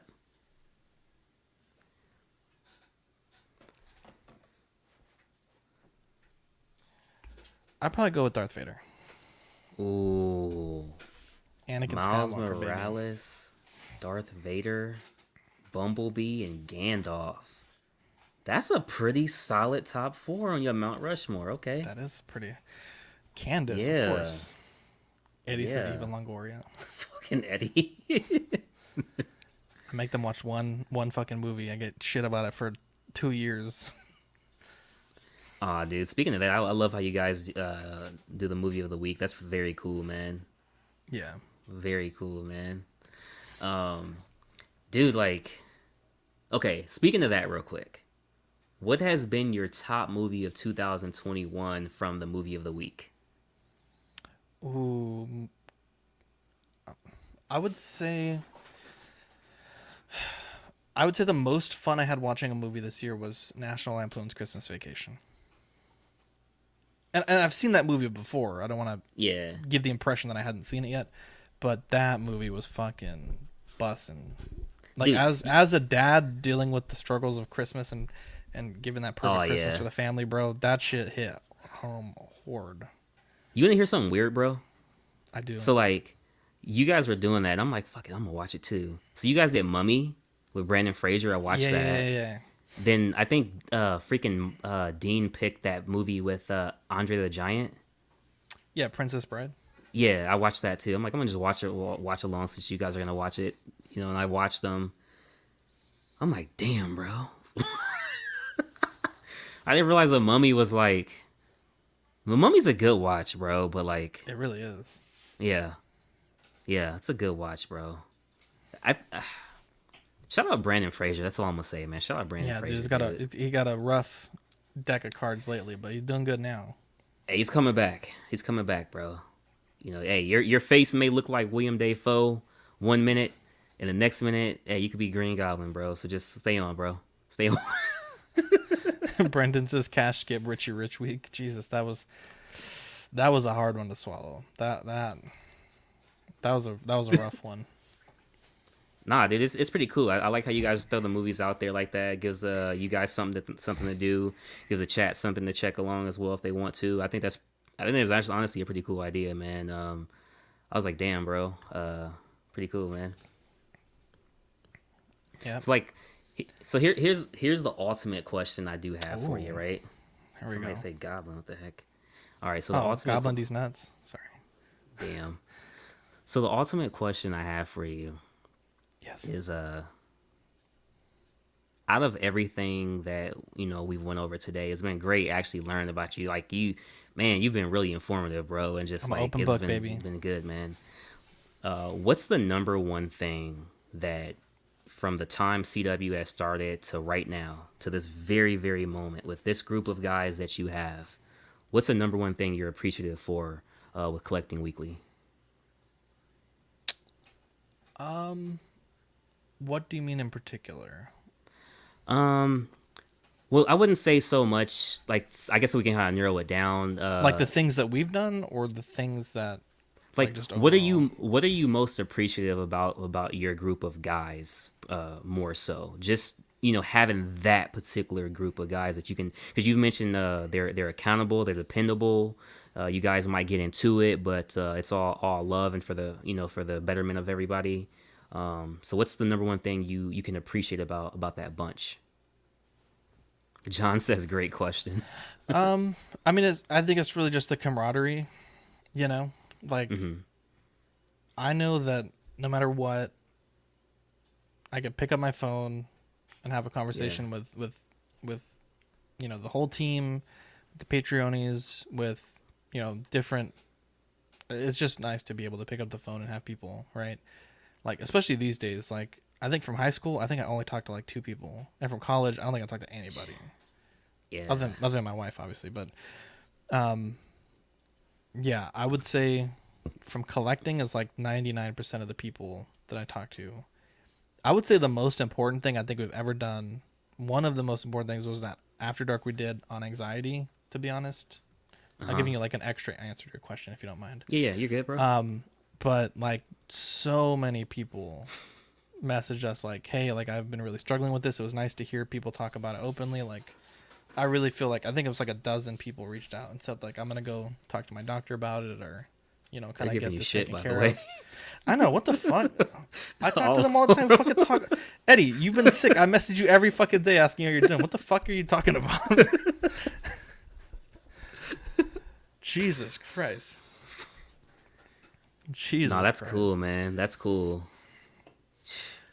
Rotten liar. How dare you? That's the favorite part. I mean, the thing what do you, the stickers. Yeah, that's the best part. The stickers, the guys that we can talk to. Dude, what the fuck? Vane says, okay, let's get into it. CW is sinking, and you can only keep 3 guys to start. Now, Vane, is it 3 guys, including myself, or am I one of the 3 guys? That's a good Freaking question. gold, silver, and bronze. What is the Olympics, Vane? Oh, Obviously, dude. Danny Lee, because he's the favorite. Let me think. That's a tough question.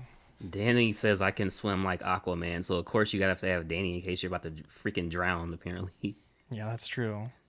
Danny's saying 9.8 to the fish. I would say just Danny, to be honest. That way me and Danny can have all the space on the boat. So just Danny. That's it. I'm just kidding. That's a good question. I don't want to think about that.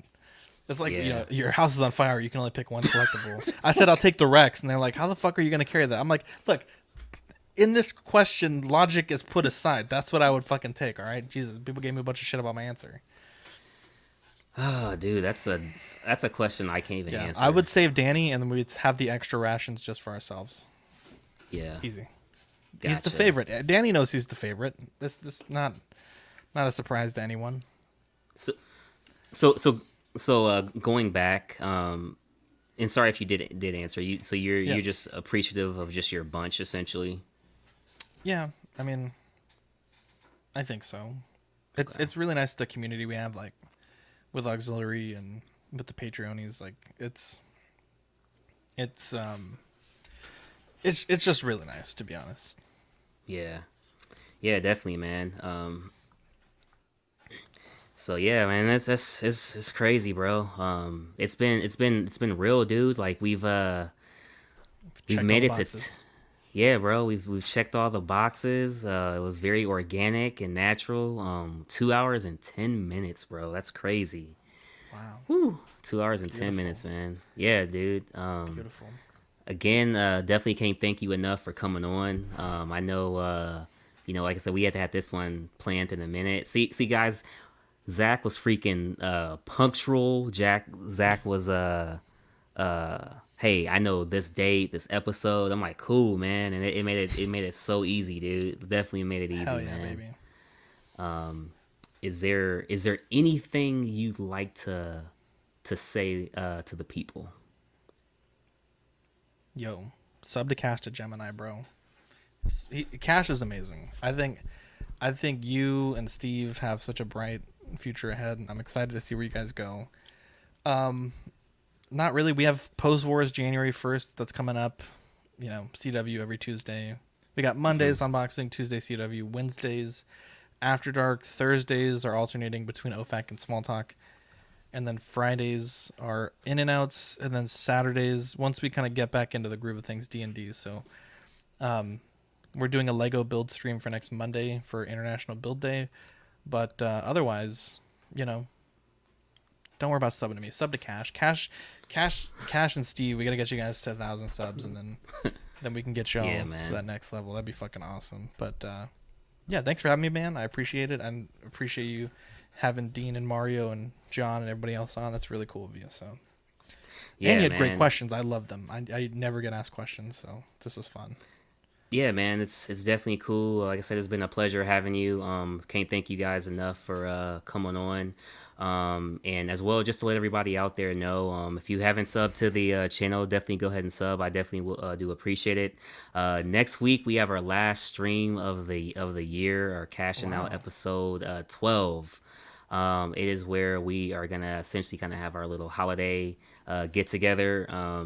Everybody that has been on the Cashing Out show does have an invite. You guys can, everybody will be coming back. Stop in, whether you only stop in for 5 minutes to say hi or stay the whole time, or even just stop through in the comments. We're gonna have a good show, and it's gonna be cool. So everybody definitely come over. Everybody's coming back. Casual, Dennis, John, Toy Quest, Todd, Spec Fiction, Vane 21, Dean, everybody. If I'm forgetting you, my apologies. Rome Ross. It's just gonna be cool, man. It's gonna be something pretty exciting. Gonna make sure everybody walks away happy. And I appreciate everybody again for coming out. So you guys have a great and safe night. And as I always say, man, put some cash in your life, baby. Put some cash in your life. Put some cash in your life. Put some cash ain't right.